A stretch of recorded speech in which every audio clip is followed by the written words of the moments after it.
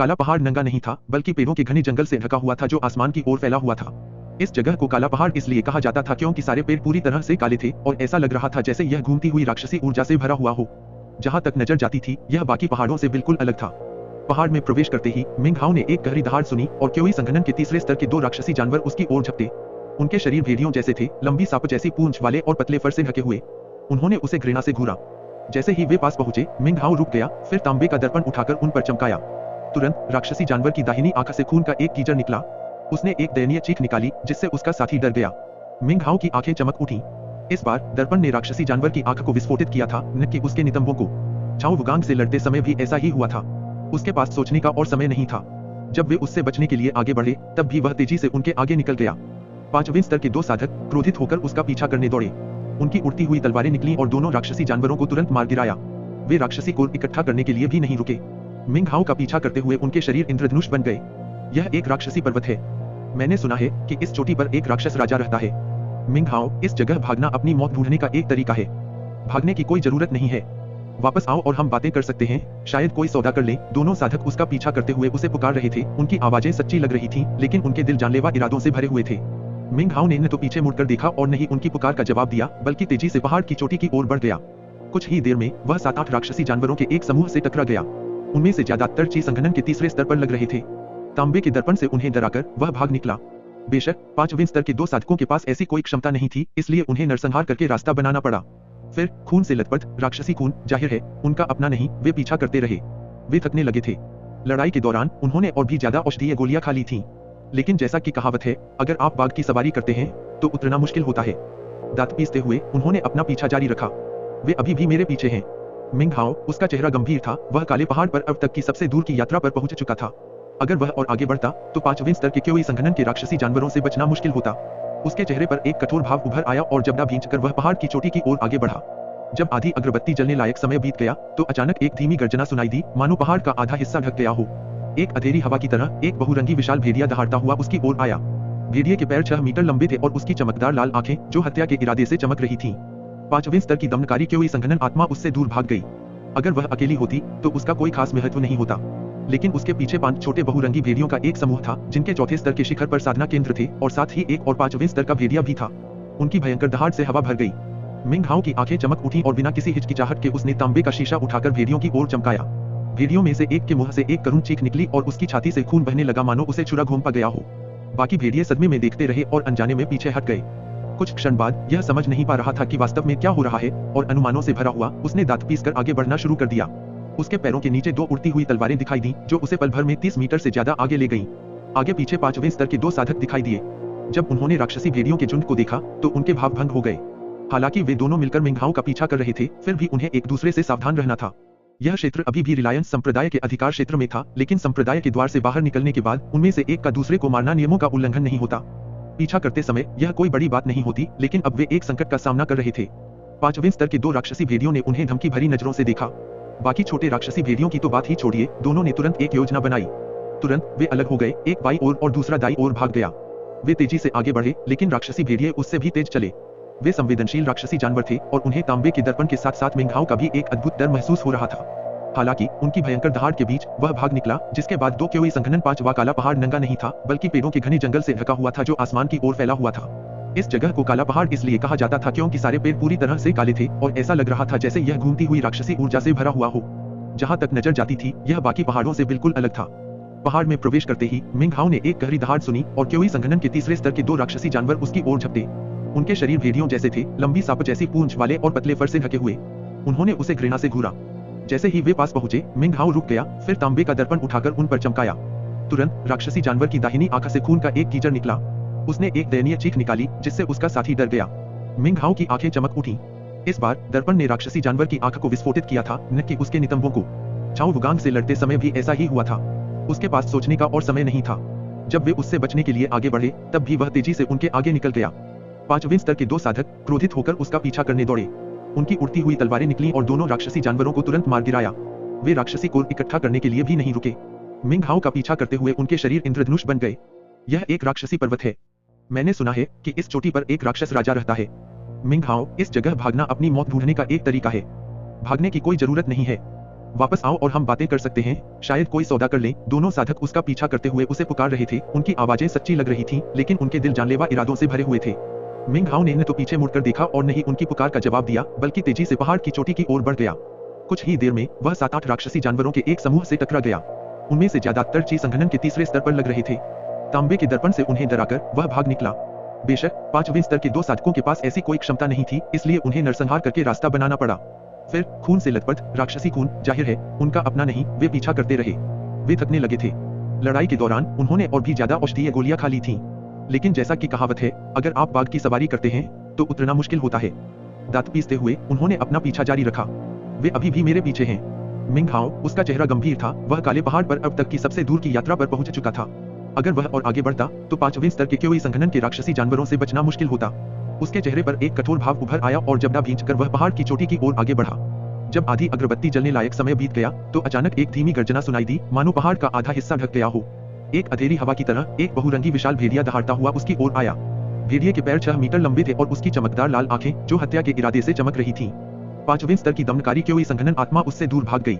अगर वह अकेली होती तो उसका कोई खास महत्व नहीं होता, लेकिन उसके पीछे 5 छोटे बहुरंगी भेड़ियों का एक समूह था, जिनके चौथे स्तर के शिखर पर साधना केंद्र थे और साथ ही एक और 5वें स्तर का भेड़िया भी था। उनकी भयंकर दहाड़ से हवा भर गई। मिंग हाओ की आंखें चमक उठीं और बिना किसी हिचकिचाहट के उसने तांबे का शीशा उठाकर भेड़ियों की ओर चमकाया। भेड़ियों में से एक के मुंह से एक करुण चीख निकली और उसकी छाती से खून बहने लगा, मानो उसे छुरा घोंपा गया हो। बाकी भेड़िए सदमे में देखते रहे और अनजाने में पीछे हट गए। कुछ क्षण बाद यह समझ नहीं पा रहा था कि वास्तव में क्या हो रहा है, और अनुमानों से भरा हुआ उसने दांत पीसकर आगे बढ़ना शुरू कर दिया। उसके पैरों के नीचे 2 उड़ती हुई तलवारें दिखाई दी, जो उसे पल भर में 30 मीटर से ज्यादा आगे ले गईं। आगे पीछे 5वें स्तर के 2 साधक दिखाई दिए। जब उन्होंने राक्षसी भेड़ियों के झुंड को देखा तो उनके भाव भंग हो गए। हालांकि वे दोनों मिलकर मिंग हाओ का पीछा कर रहे थे, फिर भी उन्हें एक दूसरे से सावधान रहना था। यह क्षेत्र अभी भी रिलायंस संप्रदाय के अधिकार क्षेत्र में था, लेकिन संप्रदाय के द्वार से बाहर निकलने के बाद उनमें से एक का दूसरे को मारना नियमों का उल्लंघन नहीं होता। पीछा करते समय यह कोई बड़ी बात नहीं होती, लेकिन अब वे एक संकट का सामना कर रहे थे। 5वें स्तर के 2 राक्षसी भेड़ियों ने उन्हें धमकी भरी नजरों से देखा। बाकी छोटे राक्षसी भेड़ियों की तो बात ही छोड़िए, दोनों ने तुरंत एक योजना बनाई। तुरंत वे अलग हो गए, एक बाई ओर और दूसरा दाई ओर भाग गया। वे तेजी से आगे बढ़े, लेकिन राक्षसी भेड़िए उससे भी तेज चले। वे संवेदनशील राक्षसी जानवर थे और उन्हें तांबे के दर्पण के साथ साथ मिंग हाओ का भी एक अद्भुत डर महसूस हो रहा था। हालांकि उनकी भयंकर दहाड़ के बीच वह भाग निकला, जिसके बाद 2 क्योई संघनन 5वां काला पहाड़ नंगा नहीं था, बल्कि पेड़ों के घने जंगल से ढका हुआ था, जो आसमान की ओर फैला हुआ था। इस जगह को काला पहाड़ इसलिए कहा जाता था क्योंकि सारे पेड़ पूरी तरह से काले थे और ऐसा लग रहा था जैसे यह घूमती हुई राक्षसी ऊर्जा से भरा हुआ हो। जहां तक नजर जाती थी यह बाकी पहाड़ों से बिल्कुल अलग था। पहाड़ में प्रवेश करते ही मिंग हाओ ने एक गहरी दहाड़ सुनी और क्योई संघनन के तीसरे स्तर के 2 राक्षसी जानवर उसकी ओर झपटे। उनके शरीर भेड़ियों जैसे थे, लंबी सांप जैसी पूंछ वाले और पतले फर से ढके हुए। उन्होंने उसे घृणा से घूरा। जैसे ही वे पास पहुंचे, मिंग हाओ रुक गया, फिर तांबे का दर्पण उठाकर उन पर चमकाया। तुरंत राक्षसी जानवर की दाहिनी आंख से खून का एक कीचड़ निकला। उसने एक दयनीय चीख निकाली, जिससे उसका साथी डर गया। मिंग हाओ की आंखें चमक उठी। इस बार दर्पण ने राक्षसी जानवर की आंख को विस्फोटित किया था, न कि उसके नितंबों को। झाओ वुगांग से लड़ते समय भी ऐसा ही हुआ था। उसके पास सोचने का और समय नहीं था। जब वे उससे बचने के लिए आगे बढ़े, तब भी वह तेजी से उनके आगे निकल गया। 5वें स्तर के 2 साधक क्रोधित होकर उसका पीछा करने दौड़े। उनकी उड़ती हुई तलवारें निकलीं और दोनों राक्षसी जानवरों को तुरंत मार गिराया। वे राक्षसी को इकट्ठा करने के लिए भी नहीं रुके। मिंग हाओ का पीछा करते हुए उनके शरीर इंद्रधनुष बन गए। यह एक राक्षसी पर्वत है। मैंने सुना है कि इस चोटी पर एक राक्षस राजा रहता है। मिंग हाओ, इस जगह भागना अपनी मौत ढूंढने का एक तरीका है। भागने की कोई जरूरत नहीं है। वापस आओ और हम बातें कर सकते हैं, शायद कोई सौदा कर लें। दोनों साधक उसका पीछा करते हुए उसे पुकार रहे थे। उनकी आवाजें सच्ची लग रही थीं, लेकिन उनके दिल जानलेवा इरादों से भरे हुए थे। मिंग हाओ ने न तो पीछे मुड़कर देखा और न ही उनकी पुकार का जवाब दिया, बल्कि तेजी से पहाड़ की चोटी की ओर बढ़ गया। कुछ ही देर में वह 7-8 राक्षसी जानवरों के एक समूह से टकरा गया। उनमें से ज्यादातर ची संघनन के तीसरे स्तर पर लग रहे थे। तांबे के दर्पण से उन्हें डराकर वह भाग निकला। बेशक 5वें स्तर के 2 साधकों के पास ऐसी कोई क्षमता नहीं थी, इसलिए उन्हें नरसंहार करके रास्ता बनाना पड़ा। फिर खून से लथपथ राक्षसी खून, जाहिर है उनका अपना नहीं, वे पीछा करते रहे। वे थकने लगे थे। लड़ाई के दौरान उन्होंने और भी ज्यादा औषधीय गोलियां खा ली थीं। लेकिन जैसा कि कहावत है, अगर आप बाघ की सवारी करते हैं तो उतरना मुश्किल होता है। दांत पीसते हुए उन्होंने अपना पीछा जारी रखा। वे अभी भी मेरे पीछे हैं। मिंग हाओ, उसका चेहरा गंभीर था। वह काले पहाड़ पर अब तक की सबसे दूर की यात्रा पर पहुंच चुका था। अगर वह और आगे बढ़ता तो 5वें स्तर के क्योई संघनन के राक्षसी जानवरों से बचना मुश्किल होता। उसके चेहरे पर एक कठोर भाव उभर आया और जबड़ा भींचकर वह पहाड़ की चोटी की ओर आगे बढ़ा। जब आधी अगरबत्ती जलने लायक समय बीत गया तो अचानक एक धीमी गर्जना सुनाई दी, मानो पहाड़ का आधा हिस्सा ढक गया हो। एक अधेरी हवा की तरह एक बहुरंगी विशाल भेड़िया दहाड़ता हुआ उसकी ओर आया। भेड़िए के पैर 6 मीटर लंबे थे और उसकी चमकदार लाल आंखें, जो हत्या के इरादे से चमक रही थीं। 5वें स्तर की दमनकारी क्योई संघनन आत्मा उससे दूर भाग गई। अगर वह अकेली होती तो उसका कोई खास महत्व नहीं होता, लेकिन उसके पीछे 5 छोटे बहुरंगी भेड़ियों का एक समूह था जिनके चौथे स्तर के शिखर पर साधना केंद्र थे और साथ ही एक और 5वें स्तर का भेड़िया भी था। उनकी भयंकर दहाड़ से हवा भर गई। मिंग हाओ की आंखें चमक उठी और बिना किसी हिचकिचाहट के उसने तांबे का शीशा उठाकर भेड़ियों की ओर चमकाया। भेड़ियों में से एक के मुंह से एक करुण चीख निकली और उसकी छाती से खून बहने लगा मानो उसे छुरा घोंपा गया हो। बाकी भेड़िए सदमे में देखते रहे और अनजाने में पीछे हट गए। कुछ क्षण बाद यह समझ नहीं पा रहा था कि वास्तव में क्या हो रहा है और अनुमानों से भरा हुआ उसने दांत पीसकर आगे बढ़ना शुरू कर दिया। उसके पैरों के नीचे 2 उड़ती हुई तलवारें दिखाई दी जो उसे पल भर में 30 मीटर से ज्यादा आगे ले गईं। आगे पीछे 5वें स्तर के 2 साधक दिखाई दिए। जब उन्होंने राक्षसी भेड़ियों के झुंड को देखा तो उनके भाव भंग हो गए। हालांकि वे दोनों मिलकर मिंग हाओ का पीछा कर रहे थे, फिर भी उन्हें एक दूसरे से सावधान रहना था। यह क्षेत्र अभी भी रिलायंस संप्रदाय के अधिकार क्षेत्र में था, लेकिन संप्रदाय के द्वार से बाहर निकलने के बाद उनमें से एक का दूसरे को मारना नियमों का उल्लंघन नहीं होता। पीछा करते समय यह कोई बड़ी बात नहीं होती, लेकिन अब वे एक संकट का सामना कर रहे थे। 5वें स्तर के 2 राक्षसी भेड़ियों ने उन्हें धमकी भरी नजरों से देखा। बाकी छोटे राक्षसी भेड़ियों की तो बात ही छोड़िए, दोनों ने तुरंत एक योजना बनाई। तुरंत वे अलग हो गए, एक बाई ओर और दूसरा दाई ओर भाग गया। वे तेजी से आगे बढ़े, लेकिन राक्षसी भेड़िए उससे भी तेज चले। वे संवेदनशील राक्षसी जानवर थे और उन्हें तांबे के दर्पण के साथ साथ मिंग हाओ का भी एक अद्भुत डर महसूस हो रहा था। हालांकि उनकी भयंकर दहाड़ के बीच वह भाग निकला, जिसके बाद 2 क्योई संघनन 5 वा ज्यादा समय नहीं बीता था। ऐसा लग रहा था मानो पूरा काला पहाड़ उबल रहा हो। राक्षसी जानवरों की दहाड़ें हवा को हिला रही थीं, एक के बाद एक उठती और गिरती हुई, और भी ज्यादा तेज चीखें सुनाई दे रही थीं। 10 या उससे ज्यादा साधक जिन्होंने पहाड़ में आगे बढ़ने की हिम्मत नहीं की थी, पीले पड़ गए थे। उनके दिलों में डर भर गया था और अब वे पहले से भी कम पहाड़ में घुसने को तैयार थे। क्या हुआ? ऐसा क्यों लग रहा है कि पूरे पहाड़ के सभी राक्षसी जानवर गुस्से में हैं? क्या हो रहा है? बड़े भाई येन तियानलोंग, वन येन तियानलोंग का चीनी में नाम YNTINLNG। येन एक सामान्य पारिवारिक नाम है। तियान का अर्थ है स्वर्ग या आकाश। लोंग का अर्थ है समृद्ध, उफनना या ढोल की ध्वनि, और जो काई टू जो काई का चीनी में नाम जेडेच्यू के आई है, जो एक सामान्य पारिवारिक नाम है। काई का अर्थ है विजयी या विजयी। दोनों ही क्योई संघनन के 5वें स्तर के हैं, लेकिन उन्हें भी पूरे पर्वत के क्रोध को भड़काने में मुश्किल होगी। क्या उन्हें किसी अनोखी और विशेष तकनीक का उपयोग करना चाहिए था? पहाड़ की तलहटी में मौजूद छोटी सी भीड़ ने गगनभेदी गर्जना सुनकर अपने अपने अनुमान लगाए। जहां तक येन तियानलोंग और जो काई की बात है, वे मिंग हाओ की चालों से लगभग पागल हो चुके थे। वे असहाय होकर देखते रहे कि मिंग हाओ दूर आगे बढ़ रहा था, उसके साथ ढेर सारे राक्षसी जानवर भी थे। उनकी आंखों में नफरत देखकर लगता था कि अगर नजरें जानलेवा होती तो मिंग हाओ कई बार मर चुका होता। फिर भी उस नफरत के भीतर एक बेबस थकान थी जिसे सिर्फ येन और जो ही सही मायने में समझ सकते थे। हर बार जब वे मिंग हाओ का पीछा करने लगते तो वह हर तरह के राक्षसी जानवरों को उकसाने के लिए किसी न किसी राक्षसी जादू का इस्तेमाल करता था। अपनी आस्तीन के एक झटके से ही वह किसी राक्षसी प्राणी के शरीर के किसी हिस्से को फटवा देता। खून की बदबू हवा में भर जाती, धीरे धीरे उन प्राणियों को पागल कर देती। इतने सारे राक्षसी प्राणियों को देखकर उनके सिर सुन्न हो जाते, क्योंकि वे प्राणी सिर्फ मिंग हाओ का पीछा नहीं कर रहे थे। जैसे ही उन प्राणियों की नजर उन दोनों पर पड़ती, वे उनका पीछा करना शुरू कर देते। फिर कुछ दूर जाकर मिंग हाओ किसी दलदल की तरह खिसक जाता। धिक्कार है, मैं तुझे जानवरों के पेट में मरने का श्राप देता हूँ, जो काई दहाड़ा। उसके बगल में येन तियानलोंग ने आह भरी और भी थका हुआ लग रहा था। समय धीरे धीरे बीतता गया और 2 घंटे की एक और अवधि शुरू होने वाली थी। रात के अंधेरे में गोली का प्रकाश स्तंभ चमक रहा था। जैसे ही उसने मिंग हाओ की स्थिति का खुलासा किया, जो और येन ने दांत पीसकर उनका पीछा किया। हमेशा की तरह मिंग हाओ ने अपने राक्षसी जादू का इस्तेमाल करके और भी राक्षसी जानवरों को उकसाया, फिर उन्हें जो और येन के पास ले गया, जहां उसने उन्हें उग्रजीवों के झुंड के बीच गायब होते देखा।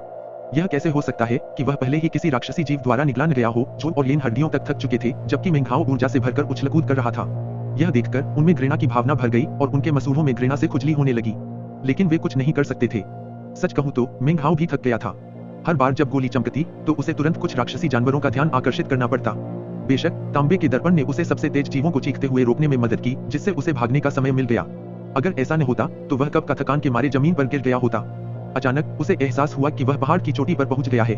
जमीन दरारों और दरारों से ढकी हुई थी, कुछ इतनी बड़ी कि एक इंसान आसानी से अंदर समा सकता था। हाफते हुए मिंग हाओ आराम करने के लिए एक चट्टान के पीछे बैठ गया और अपने हाथों में तांबे के दर्पण को नीचे देख रहा था। वह तप रहा था, मानो आज जो कुछ भी हुआ था उसने उसे बेहद उत्तेजित कर दिया हो। एक कड़वी मुस्कान के साथ मिंग हाओ ने चारों ओर देखा और आगे एक बड़ी दरार देखी, जिसमें से एक घना काला कोहरा रिस रहा था। तभी उस विशाल दरार से अचानक एक गर्जना फूट पड़ी, वही गर्जना जिसने पहले पहाड़ पर मौजूद सभी खूंखार जानवरों को दबा दिया था। यह गर्जना पूरी दुनिया को हिला देने में सक्षम लग रही थी। यह किसी वज्रपात की तरह गूंजी। एक पल में पूरा इलाका सभी राक्षसी जानवरों से मुक्त हो गया, मानो पूरे पहाड़ में अब सिर्फ यही गर्जना हो। यह गर्जना मिंग हाओ के मन को भी झकझोर गई, मानो उसके शरीर की सारी आध्यात्मिक ऊर्जा बिखर गई। उसके चेहरे के भाव बदल गए। यह गर्जना जानी पहचानी थी। काले पहाड़ के आसपास के इलाकों की अपनी पिछली यात्राओं में उसने इसे सुना था। यह एक ऐसी ध्वनि थी जो रक्त और क्योई दोनों को जमा देती थी, जिससे मन बेचैनी से भर जाता था। गर्जना की आवाज आते ही मिंग हाओ ने अपनी आंखें खुली रखी और दरार से निकलते काले कोहरे को देखने लगा। जैसे ही धुंध छंटी, मिंग हाओ को एक विशाल काला अजगर दिखाई दिया जो 6 मीटर से भी ज्यादा मोटा था और जिसका चेहरा घिनौना और भयानक था। उसकी लगभग आधी लंबाई अचानक दरार से बाहर निकल आई थी। वह दर्द से कराह रहा था और उसकी भयंकर दहाड़ से आसमान और धरती हिल गई। मिंग हाओ ने मुंह भर खून थूका। वह चट्टान के पीछे से छलांग लगाकर बाहर निकला और उड़ गया। पहाड़ पर कब्जा करने की हिम्मत नहीं हुई, पीछे रहने की। लेकिन फिर वह रुक गया, उसकी जिज्ञासा उस पर हावी हो गई। जब वह दोबारा देखने गया तो उसने कुछ दिलचस्प देखा। अजगर का शरीर, जिसका आधा हिस्सा दरार से बाहर निकला हुआ दिखाई दे रहा था, छिल रहा था। ऐसा लग रहा था मानो उसकी 2 चमड़ी हों। वह खुद पर कुंडली मारकर लिपट गया और बाहरी चमड़ी को रगड़कर उसे उतार दिया। यह उतर रहा है, यह समझकर कि क्या हो रहा है, मिंग हाओ ने गहरी सांस ली। वह जानता था कि अजगर उस समय सबसे कमजोर होते हैं जब वे अपनी चमड़ी उतारते हैं। ऐसा होने में थोड़ा समय लगता है, खासकर अगर अजगर राक्षसी स्वभाव का हो। इतने बड़े शरीर के साथ शायद इसमें और भी ज्यादा समय लगेगा, शायद कई साल। कोई आश्चर्य नहीं कि आप इसे हर समय दहाड़ते हुए सुन सकते हैं। यह सालों से चमड़ी उतारने की प्रक्रिया में रहा होगा। उसकी नजर हटी और उसने अजगर के अलावा कुछ और देखा। गौर से देखने पर वह आश्चर्य से देखता रह गया। यह एक उड़ती हुई तलवार थी। यह बेहद आदिम लग रही थी, जिसमें कोई खासियत नहीं थी, लेकिन इसे अजगर के शरीर में गहराई से भोंक दिया गया था। ऐसा लग रहा था कि यह काफी समय से, शायद कई सालों से, वहां थी। जहां तलवार शरीर में भोंकी थी, उसके आसपास का हिस्सा सूखा और मुरझाया हुआ था, जो तलवार की ताकत की गवाही दे रहा था। इस राक्षसी अजगर का साधना आधार कम से कम ची संघनन के 7वें स्तर का है, शायद 8वें का भी, शायद 9वें का भी। उसका मुंह सूख गया। वह बस कल्पना ही कर सकता था कि अजगर की खाल कितनी सख्त होगी, जो इस बात की और पुष्टि करती थी कि यह आदिम दिखने वाली उड़ती हुई तलवार कितनी अद्भुत थी। एक उड़ती हुई तलवार जो इस तरह एक राक्षसी प्राणी को भोंक सकती है, वह जरूर एक सच्चा खजाना होगी। मिंग हाओ उत्सुकता से धड़कने लगा, फिर एक उदास आह भरी। ची संघनन के 4थे स्तर पर साधना आधार के साथ तलवार हासिल करना उसके लिए एक सपने से ज्यादा कुछ नहीं था। अगर वह 5वें स्तर पर भी होता तो भी यह उतना ही असंभव होता। सिर हिलाते हुए वह पहाड़ से नीचे उतरा। उसकी आंखें चमक रही थीं। अभी भी कुछ जरूरी काम बाकी था। उसकी आस्तीन में रखा तांबे का दर्पण उबल रहा था और जल्द ही मुट्ठी भर राक्षसी जानवर उसके पीछे पीछे चीखते हुए आ गए। कुछ घंटे बीत गए और भोर हो गई। 12-2 घंटे की अवधि का आखिरी समय जल्द ही समाप्त होने वाला था। जो और लिन ने पहले ही सारी उम्मीद छोड़ दी थी। वे मिंग हाओ को घूर रहे थे, जो पहाड़ पर आगे पालथी मारकर बैठा था। अगर वे दोनों जरा भी हिलते तो वह जानवरों के एक समूह को भड़का देता और न केवल वे अपने लक्ष्य में सफल नहीं होते, बल्कि संभवतः घायल भी हो जाते। इसके साथ ही उनकी थकान भी थी और वे बस हाफते हुए मिंग हाओ को जहरीली निगाहों से घूर सकते थे। अरे मिंग हाओ, तुम मुझसे कैसे बच पाए? जो काई ने सांस लेने के लिए हाफते हुए एक असहाय चीख निकाली। मिंग हाओ सचमुच एक ऐसा लोच था जो जंगल में साय की तरह आता जाता रहता था। क्या तुम्हारे पास अपना हुनर नहीं है? यिन तियानलोंग ने कहा, जो ज्यादा दूर नहीं था। न तो मार सकता था और नहीं पीछा कर सकता था। वह आधा पागल था और उसकी बातों में कोई तर्क नहीं था। क्या तुम भाग नहीं सकते? हमारे पीछे जानवरों को भेजने के लिए ऐसे दुष्ट राक्षसी जादू का इस्तेमाल करने की कोई जरूरत नहीं है। हम निष्पक्ष लड़ाई क्यों नहीं लड़ते? मेरी साधना का आधार तुम्हारे जितना ऊंचा नहीं है, मैं तुमसे कैसे लड़ सकता हूँ? मिंग हाओ ने भी हाफते हुए कहा। अगर तुम मेरा पीछा करते रहना चाहते हो तो मेरे पास और कोई चारा नहीं है। उसने एक और दवा की गोली निगल ली। जो और लिन ने अपने जीवन में पहले कभी मिंग हाओ जैसा बेतुका व्यक्ति नहीं देखा था। दोनों को दिल से पछतावा हुआ। अगर उन्हें पता होता कि यह इस तरह होगा तो वे गोली चुराने के लिए कभी उसका पीछा नहीं करते। समय बीतता गया और गोली पर लगे जादू के खत्म होने का समय आ गया। यिन तियानलोंग ने एक लंबी आह भरी। एक कड़वी हंसी के साथ उसने अपना सिर हिलाया। अब उसके पास करने के लिए कुछ नहीं बचा था। वह न तो पीछा कर सकता था और न ही हमला कर सकता था, वरना उसे राक्षसी जानवरों का सामना करना पड़ता। उसकी औषधीय गोलियां खत्म हो चुकी थीं और उसने 2 उड़ती हुई तलवारें को दी थीं। वह गोली चुराने की कोशिश भी कैसे कर सकता था? बेशक उसके प्रतिद्वंद्वी की चालबाजियों का तो कहना ही क्या। उसके चकाचौंध भरे दुष्ट विचारों का कोई अंत नहीं था। जरा सी भी असावधानी चोट पहुंचा सकती थी। एक अपमानित आह के साथ उसने मिंग हाओ को आखिरी बार देखा, फिर मुड़ा और पहाड़ से नीचे की ओर चल दिया। अंततः यातना सहते हुए आत्मसमर्पण कर दिया।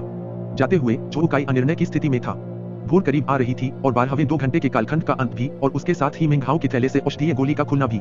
जो काई ने घृणा से पैर पटका, फिर बिना कुछ बोले मुड़ा और चला गया। उसे यकीन हो गया था कि मिंग हाओ से निपटना बहुत मुश्किल है। दरअसल उसके दिल में डर था, अगर वह अभी यह जगह नहीं छोड़ता तो शायद कभी नहीं छोड़ता। मिंग हाओ ने उन दोनों को जाते और पहाड़ से नीचे जाते देखा। उसने एक लंबी आह भरी और थकान उसके शरीर में बाढ़ के पानी की तरह भर गई। उसने अपनी जीभ काटी और थोड़ा होश में आया, फिर जल्दी से दूर चला गया। वह वहां से नहीं गया। वह काले पहाड़ पर नहीं, बल्कि पहाड़ की चोटी पर पहुंच गया। वहां राक्षसी अजगर था, लेकिन कुल मिलाकर वह अपेक्षाकृत सुरक्षित था। आखिरकार अजगर को अपना रूपांतरण पूरा करने के लिए समय चाहिए था और उसकी दहाड़ ने अन्य राक्षसी जानवरों को दूर रखा। मिंग हाओ को चट्टानों में एक दरार दिखाई दी और वह पालथी मारकर बैठ गया। उसने अपने थैले पर नजर डाली। अचानक उसे आशंका हुई। मैंने बहुत सारी औषधीय गोलियां बर्बाद कर दी, जिनमें से प्रत्येक आत्मा रत्नों के बराबर थी। हिसाब लगाऊं। 37 उड़ती तलवारों और 40 से ज्यादा राक्षसी कोर को मिलाकर, कुल मिलाकर 198 आत्मा रत्न। 198। उसका शरीर कांप उठा और वह काफी परेशान हो गया। शुक्र है 24 घंटे अब पूरे हो गए हैं, उसने खुद को तसल्ली देते हुए कहा, और सूखी आत्मा की गोली मेरी है। अपनी निराशा को एक तरफ धकेलते हुए उसने अपने मन को शांत करने के लिए जोर लगाया। फिर यह सुनिश्चित करने के लिए कि वह सुरक्षित है, चारों ओर देखते हुए उसने तांबे का दर्पण निकाला और सूखी आत्मा की गोली की प्रतियां बनाने लगा। दोपहर हो गई और मिंग हाओ ने अपने हाथों में गोलियों की ओर देखा।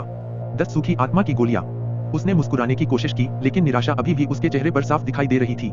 एक सूखी आत्मा की गोली की प्रतिलिपि बनाने के लिए बहुत सारे आत्मा पत्थरों की जरूरत थी, एक राक्षसी कोर के लिए जितने की जरूरत होती है उससे कहीं ज्यादा। अब उसे तांबे के दर्पण के लिए आवश्यक विनिमय दरों की समझ थी। उसने अपना जबड़ा भींचा, फिर एक गोली अपने मुंह में डाल ली। क्योई संघनन का 5वां स्तर। मुझे 5वें स्तर तक पहुंचना है। उसकी आंखें लाल हो गईं, दृढ़ संकल्प से भर गईं। वह ध्यान में बैठ गया और अपने साधना आधार को घुमाने लगा। जैसे ही सूखी आत्मा की गोली से असीम आध्यात्मिक ऊर्जा फूटी, उसके शरीर में गड़गड़ाहट की ध्वनियां गूंज उठी, जिससे मिंग हाओ के शरीर में मौजूद आध्यात्मिक शक्तियां एक घूमते हुए भंवर में बदल गईं जो अचानक सभी दिशाओं में फैल गया। समय धीरे धीरे बीतता गया और दिन बीतते गए। जब मिंग हाओ अपनी आंखें बंद करके क्योई संघनन के 5वें स्तर को तोड़कर बाहर निकला, तो काला पहाड़ अजगर की दहाड़ से भर गया। मिंग हाओ की तरह उसका परिवर्तन भी एक महत्वपूर्ण मोड़ पर पहुंच गया था। जैसे ही मिंग हाओ उस छोटी सी पहाड़ी दरार में एकांत ध्यान में बैठा, सूखी आत्मा की गोली के बारे में जो कुछ हुआ था उसकी अफवाहें फैलने लगीं। यह खासकर तब सच हुआ जब जो और लेन वापस लौटे। कई लोगों ने उन्हें देखा, लेकिन किसी ने यह पूछने की हिम्मत नहीं की कि सूखी आत्मा की गोली किसके पास पहुंची। चूंकि मिंग हाओ दिखाई नहीं दिए, इसलिए अफवाहें फैलने लगी कि उनकी मृत्यु हो गई है। ठीक उसी समय वांग तेंगफेई पूर्वी पर्वत पर अपनी अमर गुफा में हाथ जोड़े खड़ा था। पहाड़ी हवा से उसके बाल लहरा रहे थे और उसका लंबा वस्त्र सरसरा रहा था। वह हर तरह से बेहद परिपूर्ण लग रहा था, खासकर उसका चेहरा जो इतना सुंदर और बेदाग था कि औरतें पागल हो सकती थीं। दरअसल उसके सिर का एक इशारा न केवल रिलायंस संप्रदाय की युवा महिला साधिकाओं को, बल्कि पूरे झाऊ राज्य के साधना जगत को पागल कर सकता था। उसकी कोमल आंखें, मिलनसार स्वभाव, सुंदर आकृतियां, अद्भुत प्रतिभा, परिष्कृत साधना आधार, अद्भुत पारिवारिक पृष्ठभूमि, ये सब इस बात का प्रमाण थे कि वांग तेंगफेई चुने जाने के योग्य थे, जिसके कारण लोग उनका और भी अधिक सम्मान करने लगे। उन्हें स्वर्ग का आशीर्वाद प्राप्त था। वह वहीं खड़ा था, उसके चेहरे पर एक मनमोहक मुस्कान थी, उसकी आंखें मानो तारों से भरी हुई थी और वह दूर तक देख रहा था। उसकी निगाहें मानो पर्वत श्रृंखलाओं को चीरती हुई सीधे राक्षसी जानवरों से भरे काले पहाड़ पर जा टिकी। वह बहुत देर तक देखता रहा, उसकी आंखें एक अदृश्य उत्साह से टिमटिमा रही थीं। समय आ गया है, उसने कहा। उसकी मुस्कान हल्की थी लेकिन उसका दिल जल रहा था। मैंने 3 साल प्राचीन अभिलेखों को खंगालने में बिताए, फिर 1 और साल झाऊ राज्य में हर जगह खोजबीन की। उसके बाद मैंने रिलायंस संप्रदाय में 2 और साल इंतजार किया। आखिरकार आज का दिन आ ही गया। पंखों वाला वर्षा ड्रैगन मरने से पहले इस जगह उड़कर आया था। मैंने कभी सोचा भी नहीं था कि मेरे लिए 2 सबसे महत्वपूर्ण चीजें रिलायंस संप्रदाय से जुड़ी होंगी। क्या मेरा भाग्य सचमुच यही साकार होगा? वर्तमान मामले के समाप्त होने के बाद मैं आंतरिक संप्रदाय में प्रवेश करूंगा और अपनी नींव स्थापना की योजनाएं शुरू करूंगा। उसकी मुस्कान और भी मनमोहक हो गई। बड़े भाई वांग, हम तैयार हैं, वांग तेंगफेई के पीछे खड़े एक व्यक्ति ने कहा। उनका साधना केंद्र क्योई संघनन के 5वें स्तर पर था। उसने अत्यंत सम्मान के साथ कहा, अन्य संप्रदायों के सदस्य भी आपकी आवश्यकताओं के अनुसार एकत्रित हुए हैं। हम निश्चित रूप से सफल होंगे। दुर्भाग्य से शांगगुआन सोंग वापस नहीं लौटा है और हमें नहीं पता कि वह कहाँ है। यह निश्चित नहीं है कि वह गुरु अंकल शांगगुआन को आमंत्रित कर पाया या नहीं। बहुत अच्छा, वांग तेंगफेई ने मुस्कुराते हुए कहा। हम इस काम के लिए काफी समय से तैयारी कर रहे हैं। मेरे अनुमान के अनुसार राक्षसी अजगर अपने 2 साल के वीर त्याग काल के लगभग अंत में है। जिस क्षण वह यह प्रक्रिया पूरी करता है, वह अपने सबसे कमजोर रूप में होता है। उसकी आंखें चमक उठी। उसने न केवल तैयारी में वर्षों लगाए थे, बल्कि उसे मंत्र तैयार करने के लिए 4 बहुमूल्य खजानों और हजारों आत्मिक रत्नों की कीमत भी चुकानी पड़ी थी। उसके लिए भी यह एक ऐसी कीमत थी जो केवल एक बार ही चुकाई जा सकती थी। अब उसके पास कुछ भी नहीं बचा था। चिंता मत करो बड़े भाई वांग, हम जरूर सफल होंगे। छोटे भाई को कोर प्राप्त करने पर आपको अग्रिम बधाई देने दीजिए। जरूर हम सफल होंगे। मैं, वांग तेंगफेई, कभी असफल नहीं हुआ। वह हंसा और उसका चेहरा और भी ज्यादा चमकीला हो गया। अगर प्राचीन अभिलेख सही होते तो वह एक अनमोल खजाना लेकर लौटता जो जीवन भर उसके साथ रहता, और एक प्राचीन विरासत भी जो उसे स्वर्ग और पृथ्वी पर नियंत्रण करने की अनुमति देती। जहां तक राक्षसी कोर की बात है, इसे अपने चरम पर एक खजाना माना जा सकता था, लेकिन इतने सालों बाद यह फीका पड़ गया होगा और उतना प्रभावी नहीं होगा। फिर भी यह उसे क्योई संघनन के 6ठे स्तर से 7वें स्तर तक पहुंचने में मदद कर सकता था। कल भोर में हम काले पहाड़ पर जाएंगे, वांग तेंगफेई ने धीरे से कहा। मुस्कुराते हुए उसने अपना दाहिना हाथ रगड़ा। आस्तीन के नीचे एक लाल निशान छिपा था। उसने उसे रगड़ा और उसकी आंखें एक बार फिर उत्साह से चमक उठी। यह एक रक्तबूंद का निशान था जो 6 साल की उम्र में स्वर्ग से उस पर गिरी थी। उस दिन के बाद वह एक सपने में गिरा रहा जिसमें वह हवा में उड़ गया और आकाश का राजा बन गया। रक्तबूंद के साथ उसे एक विरासत के साथ साथ एक खास एहसास भी था, जिसने 200 साल पहले के अभिलेखों की जानकारी के साथ मिलकर उसे एक सुराग का धागा ढूंढने में सक्षम बनाया था जो उसे यहाँ तक ले आया था। पूरी दुनिया में मेरे अलावा कोई भी ऐसा नहीं कर सकता था, और ऐसा इसलिए है क्योंकि मैं विरासत से जुड़ा हूँ और मेरे पास रक्त की बूंद है जो दुनिया में अनोखी है। उसने काले पहाड़ की ओर देखा, उसकी मुस्कान और भी ज्यादा मोहक, उत्सुकता से भरी हुई थी। अगर यह अभी भी पैट्रियार्क रिलायंस का युग होता तो वह निश्चित रूप से ड्रैगन पर कब्जा कर लेता, लेकिन वह 400 सालों से गायब है। वह मेरे लिए यह सौभाग्य की बात है। प्राचीन अभिलेखों और अपनी खोजबीन के अनुसार मुझे पता है कि जब 200 साल पहले अजगर यहाँ आया था तो खजाने ने उसकी आभा को दबा दिया था। बहुत कम लोगों को इसका एहसास हुआ। हालांकि यह रिलायंस संप्रदाय का क्षेत्र है, फिर भी इस क्षेत्र में शक्तिशाली प्रतिबंधात्मक मंत्र हैं। न केवल वहां से कोई आभा नहीं निकल रही थी, बल्कि अगर निकलती भी तो कोई उसे महसूस नहीं कर पाता, और अगर कोई उस क्षेत्र में प्रवेश भी करता तो जादू उसकी दृष्टि को अवरुद्ध कर देता और उसे देख नहीं पाता। जहां तक राक्षसी अजगर की बात है, उसने अपना अधिकांश समय निद्रा में बिताया है। केवल छूटने की प्रक्रिया के कारण ही वह दहाड़ने और चीखने लगा था। जब राक्षसी अजगर अपनी पूरी त्वचा उतार देगा, तभी प्रतिबंध हटेंगे और प्रवेश सुरक्षित होगा। अपनी रक्तबूंद विरासत की बदौलत मैं इन बातों का अनुमान लगा पाया। कोई और इसका आधा भी नहीं समझ पाता। एक मूल्यवान खजाना, एक संपूर्ण विरासत, सब कुछ वहाँ वांग तेंगफेई की प्रतीक्षा में। उसकी मुस्कान और गहरी होती गई। उसने अपनी आस्तीन ऊपर उठाई और अमर गुफा में वापस चला गया। चांदनी उसके चारों ओर घूम रही थी, मानो उससे अलग होने को तैयार ही न हो। इस रहस्यमय दृश्य ने दूसरे साधक के चेहरे पर और भी अधिक श्रद्धा भर दी। अगले दिन भोर में काले पहाड़ की चोटी पर उस लगभग अदृश्य दरार में मिंग हाओ का पूरा शरीर लाल हो गया था। उससे पसीना बह रहा था और उसके रोम छिद्रों से भारी मात्रा में काला मैल लगातार बह रहा था। वह कई दिनों से ध्यान में था, लेकिन अब उसकी आंखें खुल गईं। बाहर राक्षसी अजगर की दहाड़ें और तेज हो गईं। ऐसा लग रहा था कि वह अपने ही एक महत्वपूर्ण मोड़ पर पहुंच गया है। हालांकि मिंग हाओ विचलित नहीं हुआ। उसने ध्यान केंद्रित किया और अपने साधना आधार को घुमाया। उसने बार बार धक्का दिया, लेकिन चौथे स्तर की बोतल की गर्दन अभी भी वहीं थी। उसकी आंखें लाल हो गईं। उसने 10 सूखी आत्मा की गोलियां निगल लीं, जिसके बाद उसका सिर भिनभिनाने लगा और उसका शरीर कांपने लगा। हिंसक रूप से एक तेज चीरने की आवाज सुनाई दी और ऐसा लग रहा था मानो उसका शरीर हवा में कागज के टुकड़े की तरह तैर रहा हो। उसके शरीर के अंदर उसकी ची और रक्तवाहिकाएं क्रिस्टल की तरह चमक रही थीं, लगभग पारदर्शी, किसी अलौकिक शगुन की तरह। उसके शरीर में आध्यात्मिक ऊर्जा घूम रही थी, जिससे एक शानदार झील बन गई। यह कोई बड़ी झील नहीं थी, लेकिन फिर भी यह एक झील थी। यह झील कोर झील मिंग हाओ के दांतियान क्षेत्र में स्थित थी, काफी भारी। मिंग हाओ जानता था कि वह इस शक्ति को नियंत्रित कर सकता है और इसे ची संघनन के 5वें स्तर की शक्ति से प्रस्फुटित कर सकता है। एक साधक के लिए जो आधार स्थापना तक पहुंच चुका था, यह कमजोर और अवास्तविक थी, लेकिन जहां तक ची संघनन की बात है, 5वां स्तर एक निर्णायक मोड़ था, दूसरा निर्णायक मोड़ 7वां स्तर था, उसके बाद 9वां। उसका सिर काफी देर तक गूंजता रहा। आखिरकार मिंग हाओ ने धीरे से अपनी आंखें खोली और वे पहले की तरह चमक उठी। चटकने की आवाजों का एक विस्फोट गूंज उठा। वह थोड़ा लंबा लग रहा था और हालांकि उसकी त्वचा अभी भी काली थी, फिर भी उसमें से एक नई हवा निकल रही थी। क्योई संघनन का 5वां स्तर। मिंग हाओ ने गहरी सांस ली, फिर मुस्कुराया। वह क्योई संघनन के 5वें स्तर पर पहुंच गया था। अब वह पवनचलन तकनीक का अभ्यास कर सकता था। उड़ती तलवारों के साथ मिलकर यह उसे गति और आक्रमण दोनों में बहुत अधिक गति प्रदान करेगा। यह चौथे स्तर से बिल्कुल परे था। सूखी आत्मा की गोलियां वास्तव में असाधारण हैं। मिंग हाओ ने अपने सामने रखी 2 सूखी आत्मा की गोलियों को देखते हुए कहा, लेकिन उनकी अभी भी अपनी सीमाएं हैं। शायद इनका बहुत अधिक सेवन करने के बाद ये पहले की गोलियों की तरह कम प्रभावी हो जाएगी। मुझे आश्चर्य है कि क्या मैं इनका उपयोग करके क्योई संघनन के 6ठे स्तर तक पहुंच पाऊंगा। यह सोचते हुए उसके हावभाव अचानक बदल गए। राक्षसी अजगर की दहाड़ में अब दुहक का स्वर था। गड़गड़ाहट की आवाजें गूंजने लगीं। मिंग हाओ आगे झुका और उसने दरार के बाहर देखा। देखते ही उसकी पुतलियां सिकुड़ गई और उसके हाथ मुट्ठियों में भींच गए। कुछ ही दूरी पर पहाड़ की चोटी पर एक सफेद वस्त्र पहने युवक था, असाधारण रूप से सुंदर, मानो उसका संपूर्ण शरीर स्वर्ग का वरदान हो। एक सुनहरी उड़ती तलवार उसके चारों ओर घूम रही थी और जब वह राक्षसी अजगर से लड़ रहा था तो हवा तेजी से बह रही थी। यह कोई और नहीं बल्कि वांग तेंगफेई था। वह शांति से मुस्कुराया और उसकी दयालु मिलनसार आंखें उसे सूरज जैसा बना रही थीं। वह चमक रहा था, मानो वह अपने आसपास की सारी परछाइयों को मिटा सकता हो। जब उसने हमला किया तो वह एकदम सही लग रहा था, मानो स्वर्ग ने उसकी हर हरकत को मंजूरी दे दी हो। उसके आसपास कम से कम 9 और लोग थे, जिनमें से एक शांगगुआन शिव था। उसने अपनी राक्षसी अजगर से लड़ने में उसने अगुवाई करते हुए अपनी आस्तीनें उतार दी। बाकी सभी का क्योई संघनन स्तर 7वें या उससे भी ऊपर था। सभी अजनबी थे जिन्हें मिंग हाओ ने पहले कभी नहीं देखा था। उन्होंने राक्षसी अजगर को घेर लिया और उसे मारने की तैयारी करने लगे। गड़गड़ाहट की आवाजें गूंजने लगी और अजगर ने आश्चर्यजनक दहाड़ें निकाली। मिंग हाओ वांग तेंगफेई को घूरता रहा, एक भी मांसपेशी नहीं हिलाई। लेकिन उसकी आंखों में एक गहरा भाव था जो धीरे धीरे बढ़ता गया। जब तक उसकी आंखें भर नहीं गईं, तब तक उसने कोई कोमलता नहीं दिखाई।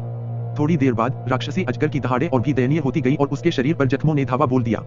हर तरफ खून बिखरा हुआ था। यह सचमुच उसकी सबसे कमजोर हालत थी। आसपास के साधकों ने और भी जोरदार हमला किया। वांग तेंगफेई मुस्कुराया, हमेशा की तरह उसकी आंखों में एक अगोचर उत्साह भरा हुआ था। उसने इस दिन का लंबे समय से इंतजार किया था। अचानक आसपास के 9 पहाड़ों की चोटियों से चमकती चांदी जैसी रोशनी कुंडलित होकर आपस में जुड़ गई और एक जादू का रूप ले लिया। जादू बहुत धीरे धीरे हवा में भर गया, फिर अनगिनत चांदी के धागों में टूट गया जो फिर चांदी के कोहरे में बदल गए और जमीन की ओर नीचे की ओर गिरने लगे। ऐसा लग रहा था कि वे राक्षसी अजगर को बंद करने की तैयारी कर रहे थे। लेकिन तभी अजगर ने आकाश की ओर देखा और एक दहाड़ लगाई जो काले पहाड़ पर गूंज उठी और सब कुछ हिला दिया। अचानक अजगर के सिर के ऊपर एक जानवर की भूतिया छवि प्रकट हुई। वह जीव चटक लाल रंग का था, जिसके विशाल पंख और भयानक सिर था। उसके तीखे पंजे चमक रहे थे और उसकी पूंछ लंबी थी। जैसे ही वह प्रेत प्रकट हुआ, आकाश में घूमती हवाओं का रंग बदल गया और वहां मौजूद सभी लोगों के चेहरों पर आश्चर्य के भाव उभर आए। केवल वांग तेंगफेई की आंखें ज्यादा उत्तेजित दिखाई दी। सौभाग्य से वह भूतिया छवि केवल एक क्षण के लिए दिखाई दी, फिर गायब हो गई। जब वह भूतिया छवि गायब हो गई तो राक्षसी अजगर गहरी दरार से बाहर निकला। उसका शरीर चिकना और मुलायम था। उसने एक भयावह दहाड़ लगाई और अपने मुंह से लाल रंग का कोहरा उगल दिया, एक ऐसा हमला जो फिर चारों दिशाओं में फैल गया। साधक उससे बच नहीं सके, यहाँ तक कि वांग तेंगफेई भी नहीं, और वे बस असहाय होकर देखते रहे कि कैसे उसने उन्हें घेर लिया, फिर दूर चला गया। हमले के कारण जब आसमान से चांदी जैसा कोहरा गिरा तो वह न केवल राक्षसी अजगर पर गिरा, बल्कि वांग तेंगफेई और अन्य लोगों पर भी गिरा। जैसे ही चांदी का कोहरा उन पर छा गया, मिंग हाओ का दिल जोर जोर से धड़कने लगा। इससे पहले उसने राक्षसी अजगर के शरीर से एक तलवार निकलती देखी थी, लेकिन अब तक तलवार कहीं दिखाई नहीं दे रही थी।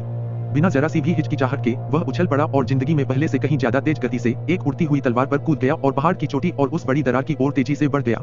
जाओ जाओ जाओ, मिंग हाओ ने धीरे से कहा।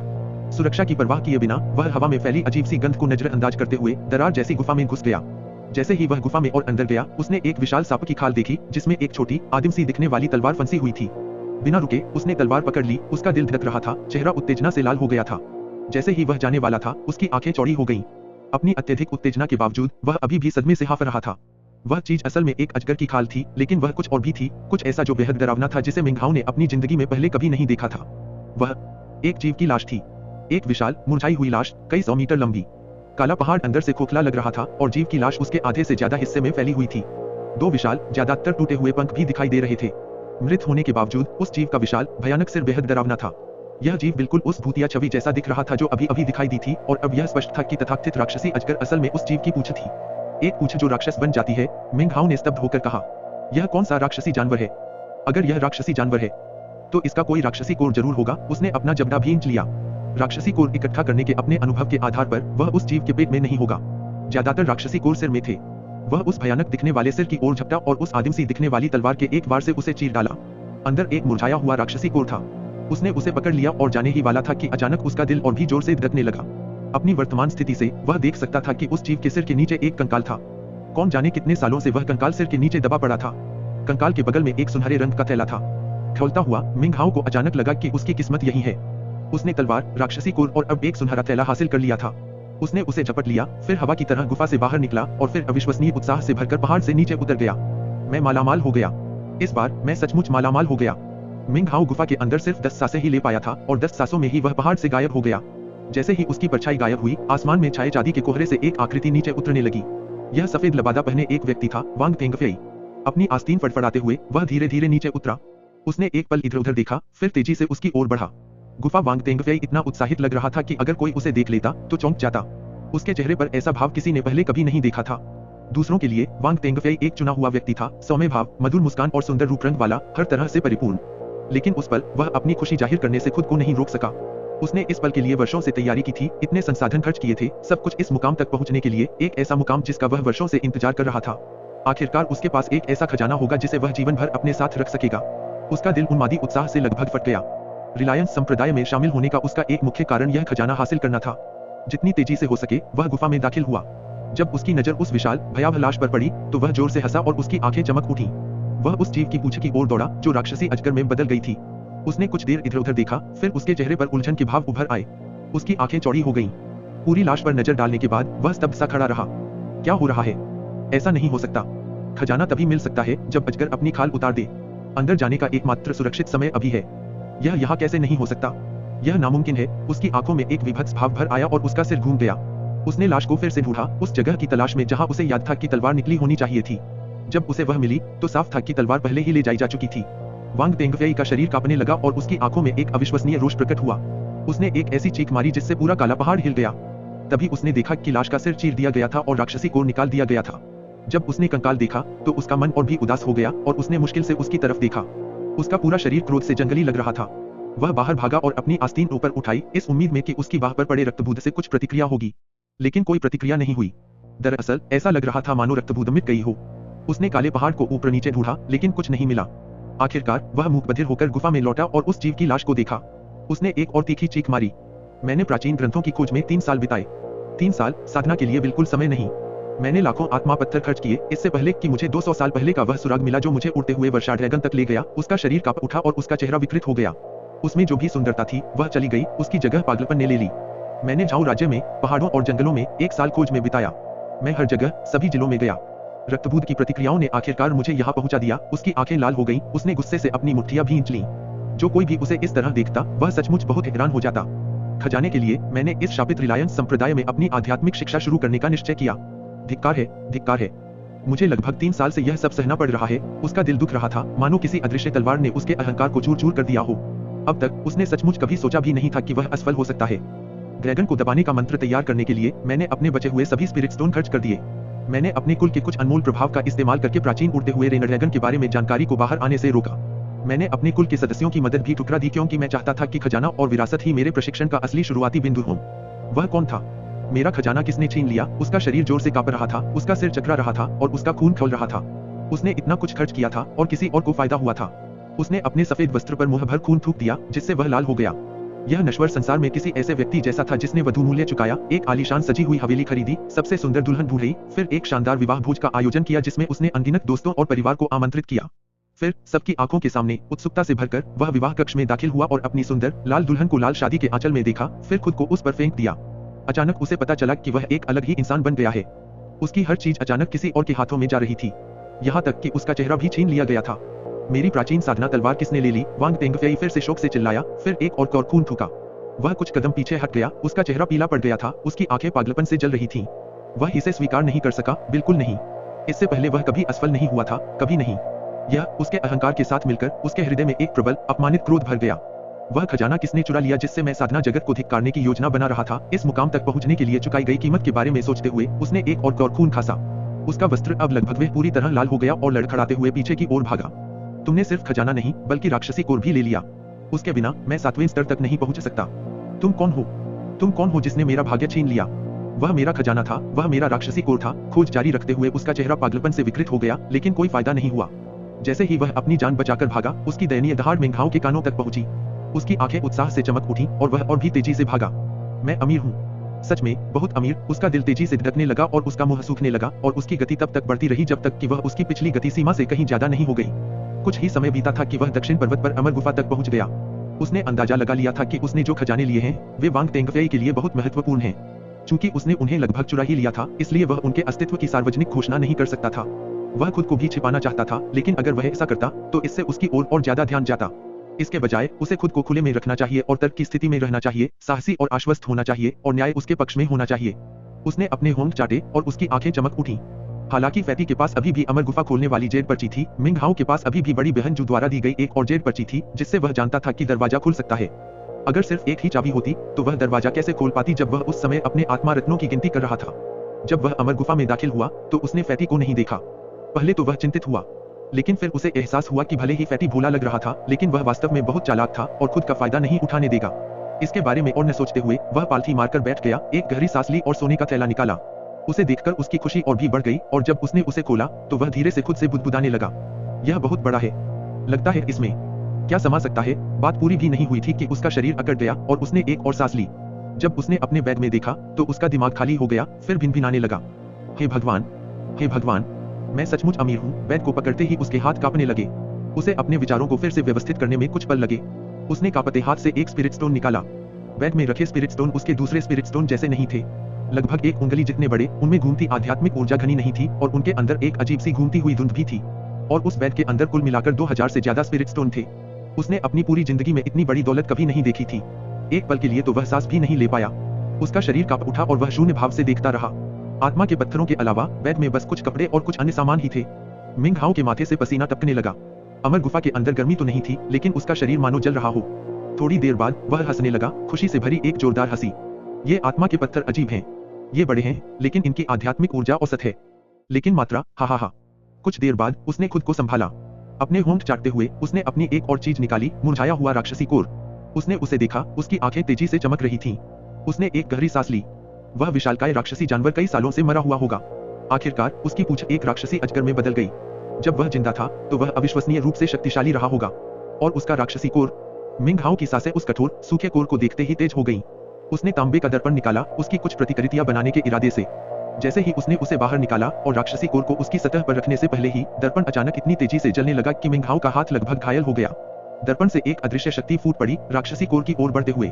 मिंग हाओ के हाथ में मौजूद कोर पर जैसे ही अदृश्य प्रहार हुआ, एक धमाके की आवाज आई। पल भर में तांबे के दर्पण से एक और अदृश्य शक्ति निकली और राक्षसी कोर पर टूट पड़ी। ऐसा लगा जैसे राक्षसी कोर अचानक एक लंबे बालों वाले राक्षसी प्राणी में बदल गया हो और तांबे का दर्पण उसे नष्ट करने की इच्छा से पागल हो गया हो। मिंग हाओ हक्का बक्का रह गया।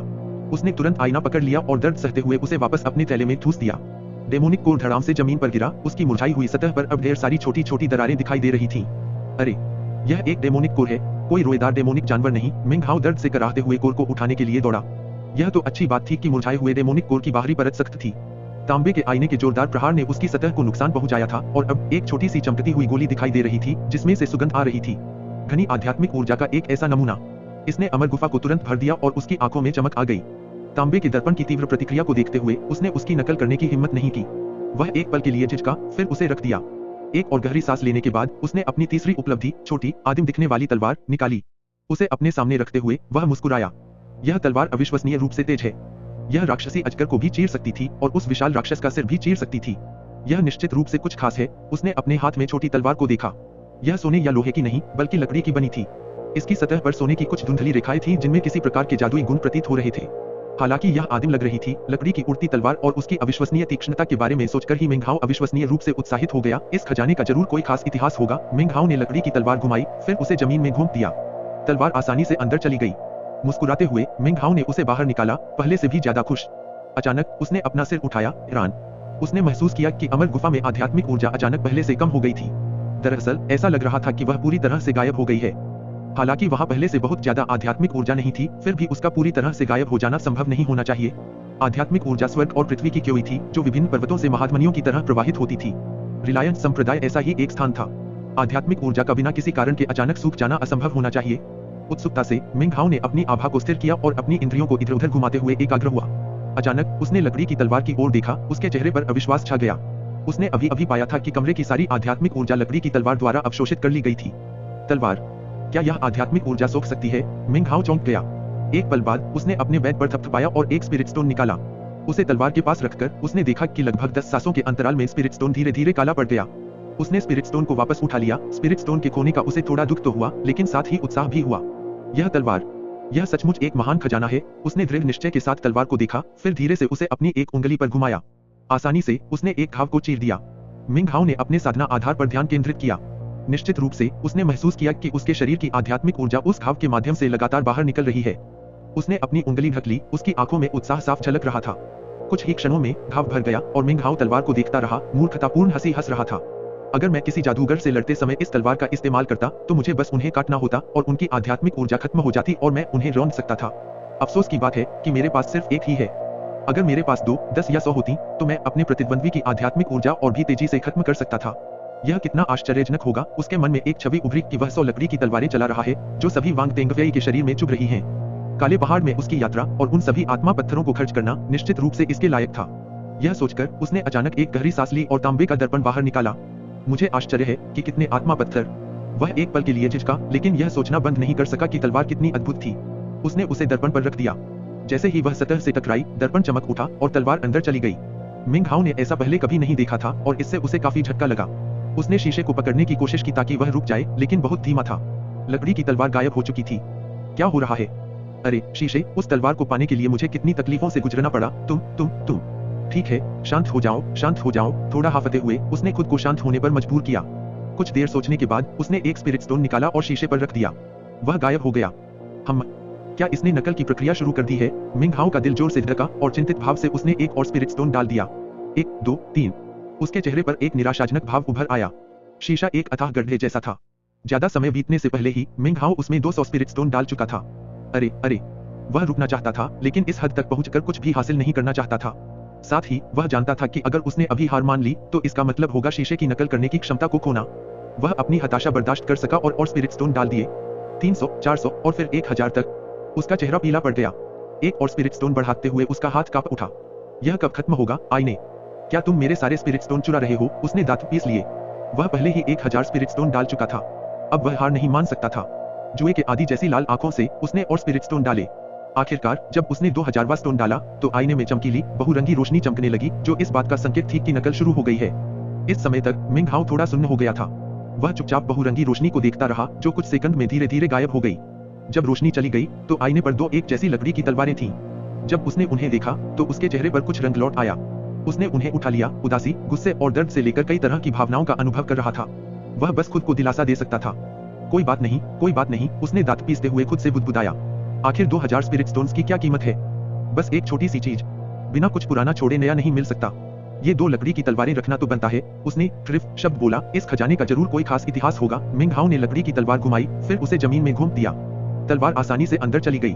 मुस्कुराते हुए मेंघाओ ने उसे बाहर निकाला, पहले से भी ज्यादा खुश। अचानक उसने अपना सिर उठाया, हैरान। उसने महसूस किया कि अमर गुफा में आध्यात्मिक ऊर्जा अचानक पहले से कम हो गई थी। दरअसल ऐसा लग रहा था कि वह पूरी तरह से गायब हो गई है। हालांकि वहां पहले से बहुत ज्यादा आध्यात्मिक ऊर्जा नहीं थी, फिर भी उसका पूरी तरह से गायब हो जाना संभव नहीं होना चाहिए। आध्यात्मिक ऊर्जा स्वर्ग और पृथ्वी की क्यों थी, जो विभिन्न पर्वतों से महाध्वनियों की तरह प्रवाहित होती थी। रिलायंस संप्रदाय ऐसा ही एक स्थान था। आध्यात्मिक ऊर्जा का बिना किसी कारण के अचानक सूख जाना असंभव होना चाहिए। उत्सुकता से मिंग हाओ ने अपनी आभा को स्थिर किया और अपनी इंद्रियों को इधर उधर घुमाते हुए एकाग्र हुआ। अचानक उसने लकड़ी की तलवार की ओर देखा, उसके चेहरे पर अविश्वास छा गया। उसने अभी अभी पाया था कि कमरे की सारी आध्यात्मिक ऊर्जा लकड़ी की तलवार द्वारा अवशोषित कर ली गई थी। तलवार, क्या यह आध्यात्मिक ऊर्जा सोख सकती है? मिंग हाओ चौंक गया। एक पल बाद उसने अपने बेड पर थपथपाया और एक स्पिरिट स्टोन निकाला। उसे तलवार के पास रखकर उसने देखा कि लगभग 10 सांसों के अंतराल में स्पिरिट स्टोन धीरे धीरे काला पड़ गया। उसने स्पिरिट स्टोन को वापस उठा लिया। स्पिरिट स्टोन के खोने का उसे थोड़ा दुख तो हुआ, लेकिन साथ ही उत्साह भी हुआ। यह तलवार, यह सचमुच एक महान खजाना है। उसने दृढ़ निश्चय के साथ तलवार को देखा, फिर धीरे से उसे अपनी एक उंगली पर घुमाया। आसानी से उसने एक घाव को चीर दिया। मिंग हाओ ने अपने साधना आधार पर ध्यान केंद्रित किया। निश्चित रूप से उसने महसूस किया कि उसके शरीर की आध्यात्मिक ऊर्जा उस घाव के माध्यम से लगातार बाहर निकल रही है। उसने अपनी उंगली ढक ली, उसकी आंखों में उत्साह साफ झलक रहा था। कुछ ही क्षणों में घाव भर गया और मिंग हाओ तलवार को देखता रहा, मूर्खतापूर्ण हंसी हंस रहा था। अगर मैं किसी जादूगर से लड़ते समय इस तलवार का इस्तेमाल करता तो मुझे बस उन्हें काटना होता और उनकी आध्यात्मिक ऊर्जा खत्म हो जाती और मैं उन्हें रौंद सकता था। अफसोस की बात है कि मेरे पास सिर्फ एक ही है। अगर मेरे पास 2, 10 या 100 होती तो मैं अपने प्रतिद्वंद्वी की आध्यात्मिक ऊर्जा और भी तेजी से खत्म कर सकता था। यह कितना आश्चर्यजनक होगा। उसके मन में एक छवि उभरी कि वह 100 लकड़ी की तलवारें चला रहा है, जो सभी वांग तेंगफेई के शरीर में चुभ रही हैं। काले पहाड़ में उसकी यात्रा और उन सभी आत्मा पत्थरों को खर्च करना निश्चित रूप से इसके लायक था। यह सोचकर उसने अचानक एक गहरी सांस ली और तांबे का दर्पण बाहर निकाला। मुझे आश्चर्य है कि कितने आत्मा पत्थर। वह एक पल के लिए झिझका, लेकिन यह सोचना बंद नहीं कर सका कि तलवार कितनी अद्भुत थी। उसने उसे दर्पण पर रख दिया। जैसे ही वह सतह से टकराई, दर्पण चमक उठा और तलवार अंदर चली गई। मिंग हाओ ने ऐसा पहले कभी नहीं देखा था और इससे उसे काफी झटका लगा। उसने शीशे को पकड़ने की कोशिश की ताकि वह रुक जाए, लेकिन बहुत धीमा था। लकड़ी की तलवार गायब हो चुकी थी। क्या हो रहा है? अरे शीशे, उस तलवार को पाने के लिए मुझे कितनी तकलीफों से गुजरना पड़ा। तुम ठीक है, शांत हो जाओ, शांत हो जाओ। थोड़ा हाफते हुए उसने खुद को शांत होने पर मजबूर किया। कुछ देर सोचने के बाद उसने एक स्पिरिट स्टोन निकाला और शीशे पर रख दिया। वह गायब हो गया। क्या इसने नकल की प्रक्रिया शुरू कर दी है? मिंग हाओ का दिल जोर से धड़का और चिंतित भाव से उसने एक और स्पिरिट स्टोन डाल दिया। 1, 2, 3। उसके चेहरे पर एक निराशाजनक भाव उभर आया। शीशा एक अथाह गड्ढे जैसा था। ज्यादा समय बीतने से पहले ही मिंग हाओ उसमें 200 स्पिरिट स्टोन डाल चुका था। अरे, वह रुकना चाहता था, लेकिन इस हद तक पहुंचकर कुछ भी हासिल नहीं करना चाहता था। साथ ही वह जानता था कि अगर उसने अभी हार मान ली तो इसका मतलब होगा शीशे की नकल करने की क्षमता को खोना। वह अपनी हताशा बर्दाश्त कर सका और स्पिरिट स्टोन डाल दिए। 300, 400 और फिर 1000 तक। उसका चेहरा पीला पड़ गया। एक और स्पिरिट स्टोन बढ़ाते हुए उसका हाथ कांप उठा। यह कब खत्म होगा? आईने, क्या तुम मेरे सारे स्पिरिट स्टोन चुरा रहे हो? उसने दांत पीस लिए। वह पहले ही 1000 स्पिरिट स्टोन डाल चुका था। अब वह हार नहीं मान सकता था। जुए के आदि जैसी लाल आंखों से उसने और स्पिरिट स्टोन डाले। आखिरकार जब उसने 2000वां स्टोन डाला तो आईने में चमकीली बहुरंगी रोशनी चमकने लगी, जो इस बात का संकेत थी कि नकल शुरू हो गई है। इस समय तक मिंग हाओ थोड़ा सुन्न हो गया था। वह चुपचाप बहुरंगी रोशनी को देखता रहा, जो कुछ सेकंड में धीरे धीरे गायब हो गई। जब रोशनी चली गई तो आईने पर 2 एक जैसी लकड़ी की तलवारें थीं। जब उसने उन्हें देखा तो उसके चेहरे पर कुछ रंग लौट आया। उसने उन्हें उठा लिया। उदासी, गुस्से और दर्द से लेकर कई तरह की भावनाओं का अनुभव कर रहा था। वह बस खुद को दिलासा दे सकता था। कोई बात नहीं, उसने दांत पीसते हुए खुद से बुदबुदाया। आखिर 2000 स्पिरिट स्टोन्स की क्या कीमत है? बस एक छोटी सी चीज। बिना कुछ पुराना छोड़े नया नहीं मिल सकता। ये 2 लकड़ी की तलवारें रखना तो बनता है। उसने ट्रिफ शब्द बोला। इस खजाने का जरूर कोई खास इतिहास होगा। मिंग हाओ ने लकड़ी की तलवार घुमाई, फिर उसे जमीन में घोंप दिया। तलवार आसानी से अंदर चली गई। मुस्कुराते हुए मिंग हाओ ने उसे बाहर निकाला, पहले से भी ज्यादा खुश। अचानक उसने अपना सिर उठाया, हैरान। उसने महसूस किया कि अमर गुफा में आध्यात्मिक ऊर्जा अचानक पहले से कम हो गई थी। दरअसल ऐसा लग रहा था कि वह पूरी तरह से गायब हो गई है। हालांकि वहां पहले से बहुत ज्यादा आध्यात्मिक ऊर्जा नहीं थी, फिर भी उसका पूरी तरह से गायब हो जाना संभव नहीं होना चाहिए। आध्यात्मिक ऊर्जा स्वर्ग और पृथ्वी की क्यों थी, जो विभिन्न पर्वतों से महाध्वनियों की तरह प्रवाहित होती थी। रिलायंस संप्रदाय ऐसा ही एक स्थान था। आध्यात्मिक ऊर्जा का बिना किसी कारण के अचानक सूख जाना असंभव होना चाहिए। उत्सुकता से मिंग हाओ ने अपनी आभा को स्थिर किया और अपनी इंद्रियों को इधर उधर घुमाते हुए एकाग्र हुआ। अचानक उसने लकड़ी की तलवार की ओर देखा, उसके चेहरे पर अविश्वास छा गया। उसने अभी अभी पाया था कि कमरे की सारी आध्यात्मिक ऊर्जा लकड़ी की तलवार द्वारा अवशोषित कर ली गई थी। तलवार, क्या यह आध्यात्मिक ऊर्जा सोख सकती है? मिंग हाओ चौंक गया। एक पल बाद उसने अपने बेड पर थपथपाया और एक स्पिरिट स्टोन निकाला। उसे तलवार के पास रखकर उसने देखा कि लगभग 10 सांसों के अंतराल में स्पिरिट स्टोन धीरे धीरे काला पड़ गया। उसने स्पिरिट स्टोन को वापस उठा लिया। स्पिरिट स्टोन के खोने का उसे थोड़ा दुख तो हुआ, लेकिन साथ ही उत्साह भी हुआ।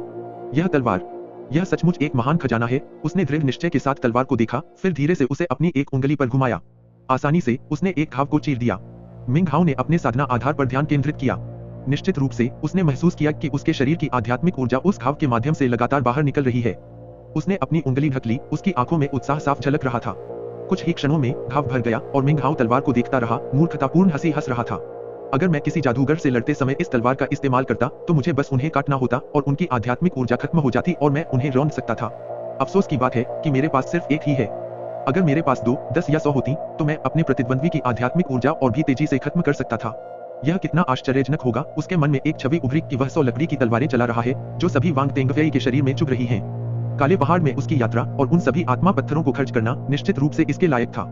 यह सोचकर उसने अचानक एक गहरी सांस ली और तांबे का दर्पण बाहर निकाला। मुझे आश्चर्य है कि कितने आत्मा पत्थर। वह एक पल के लिए झिझका, लेकिन यह सोचना बंद नहीं कर सका कि तलवार कितनी अद्भुत थी। उसने उसे दर्पण पर रख दिया। जैसे ही वह सतह से टकराई, दर्पण चमक उठा और तलवार अंदर चली गई। मिंग हाओ ने ऐसा पहले कभी नहीं देखा था और इससे उसे काफी झटका लगा। उसने शीशे को पकड़ने की कोशिश की ताकि वह रुक जाए, लेकिन बहुत धीमा था। लकड़ी की तलवार गायब हो चुकी थी। क्या हो रहा है? अरे शीशे, उस तलवार को पाने के लिए मुझे कितनी तकलीफों से गुजरना पड़ा। तुम ठीक है, शांत हो जाओ, शांत हो जाओ। थोड़ा हाफते हुए उसने खुद को शांत होने पर मजबूर किया। कुछ देर सोचने के बाद उसने एक स्पिरिट स्टोन निकाला और शीशे पर रख दिया। वह गायब हो गया। क्या इसने नकल की प्रक्रिया शुरू कर दी है? मिंग हाओ का दिल जोर से धड़का और चिंतित भाव से उसने एक और स्पिरिट स्टोन डाल दिया। 1, 2, 3। उसके चेहरे पर एक निराशाजनक भाव उभर आया। शीशा एक अथाह गड्ढे जैसा था। ज्यादा समय बीतने से पहले ही मिंग हाओ उसमें 200 स्पिरिट स्टोन डाल चुका था। अरे, वह रुकना चाहता था, लेकिन इस हद तक पहुंचकर कुछ भी हासिल नहीं करना चाहता था। साथ ही वह जानता था कि अगर उसने अभी हार मान ली तो इसका मतलब होगा शीशे की नकल करने की क्षमता को खोना। वह अपनी हताशा बर्दाश्त कर सका और स्पिरिट स्टोन डाल दिए। 300, 400 और फिर 1000 तक। उसका चेहरा पीला पड़ गया। एक और स्पिरिट स्टोन बढ़ाते हुए उसका हाथ कांप उठा। यह कब खत्म होगा? आईने, क्या तुम मेरे सारे स्पिरिट स्टोन चुरा रहे हो? उसने दांत पीस लिए। वह पहले ही 1000 स्पिरिट स्टोन डाल चुका था। अब वह हार नहीं मान सकता था। जुए के आदि जैसी लाल आंखों से उसने और स्पिरिट स्टोन डाले। आखिरकार जब उसने 2000वां स्टोन डाला तो आईने में चमकीली बहुरंगी रोशनी चमकने लगी, जो इस बात का संकेत थी कि नकल शुरू हो गई है। इस समय तक मिंग हाओ थोड़ा सुन्न हो गया था। वह चुपचाप बहुरंगी रोशनी को देखता रहा, जो कुछ सेकंड में धीरे धीरे गायब हो गई। जब रोशनी चली गई तो आईने पर 2 एक जैसी लकड़ी की तलवारें थीं। जब उसने उन्हें देखा तो उसके चेहरे पर कुछ रंग लौट आया। उसने उन्हें उठा लिया, उदासी, गुस्से और दर्द से लेकर कई तरह की भावनाओं का अनुभव कर रहा था। वह बस खुद को दिलासा दे सकता था। कोई बात नहीं, उसने दांत पीसते हुए खुद से बुदबुदाया। आखिर 2000 स्पिरिट स्टोन्स की क्या कीमत है? बस एक छोटी सी चीज। बिना कुछ पुराना छोड़े नया नहीं मिल सकता। ये 2 लकड़ी की तलवारें रखना तो बनता है। उसने ट्रिफ शब्द बोला। बड़े भाई वांग, मैंने चुपके से पूरे संप्रदाय में कई शिष्यों से पूछताछ की। मुझे नहीं लगता कि मैंने कुछ भी छोड़ा है। यह युवक रिलायंस संप्रदाय में भी प्रसिद्ध था, लेकिन वांग तेंगफेई के सामने वह पूरी तरह से सम्मानपूर्ण था। उसने वांग तेंगफेई को इस तरह पहले कभी नहीं देखा था और थोड़ा हिचकिचा रहा था। उसने सम्मानपूर्वक झुककर बोलना शुरू किया। मैंने सेवकों के क्वार्टर में भी देखा और जोकाई, हान जोंग और कुछ अन्य लोगों का पीछा किया। उस समय 37 लोग ऐसे थे जो संप्रदाय में मौजूद नहीं थे। उन 37 लोगों में से मैंने 29 को संदिग्ध के रूप में हटा दिया। बाकी में 6 ऐसे हैं जिनके काले पहाड़ पर होने का कोई सबूत नहीं है। केवल 2 ही निश्चित रूप से वहां थे, मिंग हाओ और हान जोंग। वांग तेंगफेई और भी क्रोधित दिखाई देने लगा। उसने अपनी कठोर आंखें उठाई, जिससे युवक का दिल ठंडा पड़ गया। उसने घबराहट में अपना सिर नीचे कर लिया। हान जोंग भी काले पहाड़ पर था। मिंग हाओ, वांग तेंगफेई ने भौहें चढ़ाई। मिंग हाओ का नाम उसे जाना पहचाना लगा। मिंग हाओ वही है जिसने बड़े भाई लू को घायल किया था, युवक ने जल्दी से कहा। वांग तेंगफेई का चेहरा गहरा गया और उसका दिल जलने लगा। उसने इतने सालों से योजनाएं बनाई थी और इतने संसाधन खर्च किए थे। इतने लंबे समय तक उसने पूरे मामले को शुरू होने से पहले ही निपटा लेने का इंतजार किया था। यह उसकी बड़ी जीत थी, जिसे वह अपने कुल में वापस ले जाकर उन्हें परिष्कृत कर सकता था। लेकिन फिर यह उससे छीन ली गई। जब उसने तलवार के बारे में सोचा तो उसका चेहरा दर्द से तमतमा गया। वह स्वर्ग और पृथ्वी को फटकारने का उसका हथियार था। और जब उसने उड़ते हुए वर्षा ड्रैगन की विरासत के बारे में सोचा तो उसका दिल रो पड़ा। आज से पहले वह पूरी तरह से आत्मविश्वासी था, अपनी सफलता के प्रति पूरी तरह आश्वस्त था। सब कुछ उसका था, यह बस उसका सौभाग्य था। केवल वही ऐसा सौभाग्य पाने का पात्र था। फिर भी उसे एक अप्रत्याशित हार का सामना करना पड़ा, एक ऐसा झटका जिसकी उसने कभी कल्पना भी नहीं की थी। उसे यह स्वीकार करना बेहद मुश्किल लग रहा था, मानो यह हृदय विदारक घटनाक्रम वास्तव में हुआ ही न हो। गहरी सांस लेते हुए वांग तेंगफेई ने बोलने के लिए मुंह खोला, लेकिन अचानक उसके दाहिने हाथ में जलन होने लगी और वह कांपने लगा। उसने आस्तीन ऊपर उठाई और अपने हाथ को घूरता रहा, रक्त की बूंद को धीरे धीरे गायब होते हुए देखता रहा। वह उसे जाते हुए देखने के अलावा कुछ नहीं कर सकता था और उसके जाने के बाद उसके सुंदर चेहरे क्रोध और हार से विकृत हो गए। विरासत गायब हो गई थी। उसने थोड़ा खून खासा। वह जानता था कि इस समय जिस व्यक्ति ने उसका खजाना छीन लिया था वह अब पूरी तरह से विरासत से जुड़ चुका था। वह फिर कभी रक्त की बूंद का उपयोग किसी भी चीज को महसूस करने के लिए नहीं कर पाएगा, क्योंकि विरासत ने पहले ही दूसरे व्यक्ति को चुन लिया था। जब उसके सामने खड़े युवक ने यह होते देखा तो वह डर गया। वह एक कदम आगे बढ़ने ही वाला था कि वांग तेंगफेई ने अचानक अपना सिर ऊपर उठाया और चिल्लाया, भाग जाओ। उसकी तेज आवाज गूंज उठी और युवक का चेहरा सफेद पड़ गया। उसने वांग तेंगफेई के चेहरे पर इतने अलग अलग भाव कभी नहीं देखे थे। शरीर ठंडा पड़ गया और वह चला गया। अमर गुफा के भीतर हान जोंग और मिंगहाओ के बारे में सोचते ही वांग तेंगफेई की आंखें लाल हो गई और उसका मन उबल पड़ा। वह उस दिन के बारे में सोचने से खुद को रोक नहीं पाया जब उसने चौक में बाहरी संप्रदाय की चींटियों को देखा था। उसने भौहें चढ़ाई, उसका चेहरा और भी उदास होता गया। उसने सोचा कि कैसे रक्तबूंद विरासत को भाप नहीं पाई और कैसे उसके प्रतिद्वंद्वी ने उसे मिटा दिया। चाहे वह हान जोंग हो या मिंगहाओ, दोनों में से किसी को भी ऐसा नहीं करना चाहिए था। आखिर तुम कौन हो? उसकी आंखों में खून उतर आया। उसने अपने बैग पर थपकी दी और चांदी की रोशनी की एक चमक प्रकट हुई और एक चांदी के अष्टकोणीय मंत्र यंत्र में बदल गई जो उसके सामने तैरने लगा। वह कुछ देर तक उसे देखता रहा, फिर उसकी आंखों में दृढ़ संकल्प भर गया। यह उन मंत्रों में से एक था जो उसने काले पहाड़ के आसपास के पहाड़ों में से एक के लिए तैयार किए थे। इस्तेमाल के बाद इसे कई घंटों तक पुनर्जीवित होने की जरूरत थी, जिसके बाद इसका दोबारा इस्तेमाल किया जा सकता था। उसने पहले ही तय कर लिया था कि वह मंत्रोच्चार करेगा और अगर इससे उसे चोट भी पहुंचती तो भी वह अपनी इंद्रियों को अंदर ले जाकर देखेगा कि उस दिन काले पहाड़ क्षेत्र में कौन मौजूद था। अपने सामने चांदी के मंत्रोच्चार को देखकर वांग तेंगफेई ने अपनी जीभ काटी और थोड़ा खून थूक दिया। जैसे ही खून मंत्रोच्चार पर गिरा, उसकी उंगलियां मंत्रोच्चार की मुद्रा में फटकने लगी और अचानक उसका सिर भिनभिनाने लगा और उसकी चेतना झिलमिला उठी। इस अस्पष्ट अनुभूति के बीच उसे अचानक कई आभाएं लहरों में निकलती हुई महसूस हुई। 1, 2, 9 लोग जिन्हें मैंने अपनी मदद के लिए बुलाया था, ये उनकी आभाएं हैं। वांग तेंगफेई का चेहरा पीला पड़ गया, उसके सामने रखा जादू का यंत्र कांपने लगा और उसकी सतह पर दरारें दिखाई देने लगी। लेकिन उसने हार नहीं मानी, बल्कि अपनी इंद्रियों को उसमें झोंकता रहा। उसके मन में एक धुंधली सी रेखा उभरने लगी जो प्रकाश के कई बिंदुओं से भरी हुई थी। उनमें से 10 रोशनियां उसे जानी पहचानी थी और उनमें से एक मिंगहाओ की थी। उनके अलावा एक और रोशनी थी। वांग तेंगफेई ने ध्यान केंद्रित किया। यह एक पल, फिर उसे यकीन हो गया कि यह हान जोंग ही था। बदकिस्मती से जादू का यंत्र केवल यह रिकॉर्ड रख सकता था कि काले पहाड़ के आसपास के 7 या 8 पहाड़ों के क्षेत्र में कौन है, उनके विशिष्ट स्थान का नहीं। वांग तेंगफेई ने भौहें चढ़ाई और फिर अचानक देखा कि उसके सिर में एक रेखा चित्र था। एक और रोशनी। यह धुंधली थी और अगर उसने ध्यान से न देखा होता तो वह उसे देख नहीं पाता। जादू के यंत्र को उसकी चरम सीमा तक, उसकी शक्ति की सीमा तक धकेले बिना वह उसे महसूस नहीं कर पाता। यह है। उसका दिल कांप उठा और उसने ध्यान केंद्रित किया, लेकिन ऐसा करते ही उसका शरीर कांप उठा और उसे खून की खांसी आ गई। जादू का यंत्र चकनाचूर हो गया। उसके टुकड़े बाहर निकल आए जो उसे और अमर की गुफा की दीवारों दोनों पर लगे। उसका चेहरा सफेद पड़ गया, उसने और खून की खांसी की, वह बेहद डरा हुआ लग रहा था। उस आखिरी रोशनी को महसूस करते ही उसका मन कांपने लगा था, मानो वह जिसका भी था वह उसे एक ही विचार से कुचलकर मार डालेगा। मंत्र यंत्र उसे केवल आभास स्तर का अनुमान दे सकता था, लक्ष्य के साधना आधार का नहीं। लेकिन आभास स्तर द्वारा ऐसी प्रतिक्रिया उत्पन्न करने से वह अविश्वसनीय रूप से भयभीत हो गया। वह कौन था? वांग तेंगफेई ने कांपते हुए कहा। उसके डर ने उसे यकीन दिला दिया कि यह भयानक व्यक्ति ही निश्चित रूप से वही है जो इतनी आसानी से उसके रक्तधब्बे की अनुभूति को छीन सकता है। उसका दिल ठंडा पड़ गया, उसने अपना सिर उठाया और गहरी सांस ली। कुछ समय बीतने के बाद उसे होश आ गया, लेकिन उस धुंधली रोशनी की याद उसे किसी पहाड़ के भार की तरह दबा रही थी। इस व्यक्ति को काले पहाड़ वाले मामले के बारे में कैसे पता चला? क्या यह हो सकता है कि वे मेरी खोज में मेरा पीछा कर रहे थे? वह कौन था? समय बीतता गया और अंततः सपना समाप्त हो गया। मिंगहाओ ने अपनी आंखें खोली, यह नहीं जानते हुए कि कितने दिन बीत गए थे और नहीं यह कि उसका साधना आधार कैसे बदल गया था। उसे लगा जैसे वह बहुत लंबे समय से सपना देख रहा था। सपना खत्म होने पर मिंगहाओ को लगा जैसे उसके पास पहले से ज्यादा यादें हैं जो धुंधली और पुरानी थीं और जिन्हें याद नहीं किया जा सकता था। लेकिन आकाश में उड़ने की प्यास अभी भी उसके मन में जोरदार तरीके से कौंध रही थी। उसे यकीन था कि अगर एक दिन वह सचमुच आकाश में उड़ पाएगा तो उसके दिमाग में मौजूद यादें साफ हो जाएगी। कुछ देर बाद मिंगहाओ ने सांस ली, उसकी दृष्टि धीरे धीरे सामान्य हो रही थी। जैसे ही उसकी इंद्रियां वापस लौटी, उसने अपने साधना आधार को महसूस किया, फिर स्तब्ध होकर रुक गया।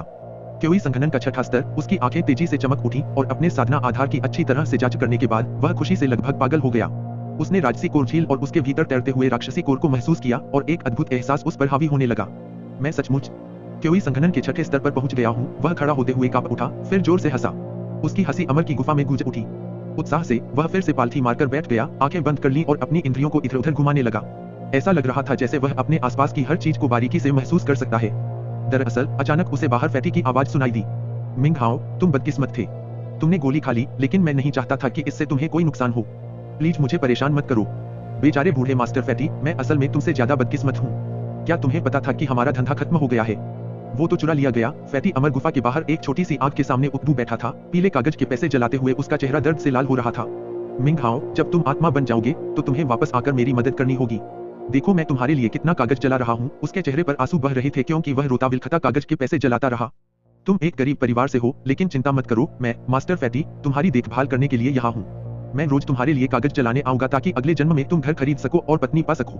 आखिरकार तुम अमीर बनने के अपने लक्ष्य को प्राप्त कर लोगे। ओह मिंग हाओ, तुम ऐसे कैसे जा सकते हो? फैटी की चीखें और भी तेज हो गई, मानो उसका दिल पूरी तरह टूट गया हो। यह सुनते ही मिंग हाओ के चेहरे पर एक अजीब सा भाव आ गया। उसने आंखें खोली। यह पहली बार था जब किसी ने उसके लिए पीला कागज जलाया था और उसे समझ नहीं आ रहा था कि हंसे या रोए। वह खड़ा हुआ और एक लंबी चरमराहट के साथ मुख्य दरवाजा खोला, फिर बाहर चला गया। जैसे ही वह बाहर निकला, फैटी की तेज चीखें अचानक बंद हो गईं और उसने आश्चर्य से ऊपर देखा। वह सीधा हुआ, उसकी आंखें डर से भर गईं। फिर उसने मिंग हाओ को पहचान लिया और वह उछल पड़ा, मुंह खोले। मिंग हाओ ने अजीब भाव से फैटी को देखा, फिर हल्की खांसी की और पास की नदी के पास जाकर खुद को साफ करने लगा। वह अपनी पूरी जिंदगी में इतना गंदा कभी नहीं हुआ था। साफ सफाई के बाद उसने एक नया हरा चोगा पहना, फिर एक उड़ती हुई तलवार से अपने बाल संवारे। अब वह अपने पुराने रूप में महसूस कर रहा था और दिख भी रहा था। वह मुड़ा और फैटी की तरफ मुस्कुराया। फैटी मिंग हाओ को घूर रहा था, उसके चेहरे पर आंसू बह रहे थे। वह रोता हुआ आगे बढ़ा। तुम मरे नहीं हो मिंग हाओ, तुम मरे नहीं हो, फैटी मिंग हाओ को गले लगाते हुए चिल्लाया। पिछले कुछ दिनों से मैं बहुत डरा हुआ था। सब कह रहे थे कि तुम मर गए हो और मैं बहुत दुखी था। तुम मेरे इकलौते दोस्त हो। अगर तुम मर गए तो मैं क्या करूंगा? मैंने संप्रदाय से भागने के बारे में सोचा था। मुझे अपने दांतों को रेतने में भी रुचि नहीं रही। लेकिन अगर मैं चला गया तो मैं तुम्हारा बदला कैसे ले पाऊंगा? इसलिए मैं नहीं गया। मैं कसम खाता हूँ कि मैं तुम्हें बदला लेने में मदद करने का कोई रास्ता ढूंढ लूंगा। फैटी ने मिंग हाओ को गर्मजोशी से देखा और थोड़ी देर बात करने के बाद उसके आंसू सूखने लगे। वे दोनों नाले के किनारे बैठ गए और मिंग हाओ ने उसे काले पहाड़ में हुई सारी घटनाओं के बारे में बताया, बेशक उड़ते हुए वर्षा ड्रैगन और वांग तेंगफेई से जुड़ी बातें छोड़कर। फैटी उत्सुकता से सुन रहा था और जब उसने सुना कि मिंग हाओ क्योई संघनन के छठे स्तर पर पहुंच गया है, तो वह स्तब्ध होकर हांफने लगा। क्योई संघनन का छठा स्तर, फैटी बेहद उत्साहित लग रहा था। हे भगवान, तुम क्योई संघनन के छठे स्तर पर पहुंच गए हो। जिस साल बड़ी बहन जो हमें यहाँ लाई थी, वह 7वें स्तर पर थी। मिंग हाओ, तुम सचमुच अमर हो। क्या तुम उड़ सकते हो? उड़ो। मिंग हाओ ने अपनी आंखें बंद कर ली और क्योई संघनन मैनुअल में पवनचलन तकनीक के वर्णन को मन में बसा लिया। स्वाभाविक रूप से छठे स्तर पर यह तकनीक 5वें स्तर की तुलना में आसान होती, लेकिन कई बार कोशिश करने के बाद वह बस एक पल के लिए हवा में तैरकर नीचे गिर सकता था। बुदबुदाता हुआ वह कुछ देर तक कोशिश करता रहा, फिर एक दवा की गोली खा ली। आखिरकार वह लगभग 5 इंच हवा में लटकने में कामयाब हो गया। फैटी चौड़ी आंखों से देखता रहा। मिंग हाओ ने अचानक अपनी आंखें खोली और वे चमक उठी। वह खड़ा हो गया, फिर हवा की तरह उस जगह के कई चक्कर लगाए। फैटी भारी सांसें लेता हुआ देखता रहा। कुछ बार इसी तरह घूमने के बाद मिंग हाओ इस तकनीक का और अभ्यस्त होने लगा। उसने अपने बैग पर हाथ मारा और एक चमक के साथ एक उड़ती हुई तलवार प्रकट हुई। वह उसके पैरों तक पहुंची और फिर वह हवा में उछल गई। फैटी हैरान था, मानो उसे विश्वास ही नहीं हो रहा था कि वह क्या देख रहा है। तुम उड़ते हुए, वह बुदबुदाया। मिंग हाओ अविश्वसनीय रूप से उत्साहित महसूस कर रहा था। जैसे ही उसने तलवार से उड़ने के लिए पवनचलन तकनीक का इस्तेमाल किया, हवा उसके चेहरे पर लगी। लगभग 30 सांसों के बाद वह अस्थिर महसूस करने लगा, फिर अपना संतुलन खोने लगा। जैसे ही ऐसा हुआ, मिंग हाओ का मन अचानक कांप उठा और उसके दिमाग में एक स्मृति चिन्ह प्रकट हुआ। स्मृति चिन्ह में शब्द नहीं थे और यह अद्भुत रूप से रहस्यमय था। यह उसके मन में एक सहज वृत्ति की तरह प्रकट हुआ और जैसे ही ऐसा हुआ, उसके शरीर में आध्यात्मिक ऊर्जा अचानक प्रवाहित होने लगी। उसने अनजाने में अपना दाहिना हाथ हिलाया, लगभग पंख फड़फड़ाने जैसा।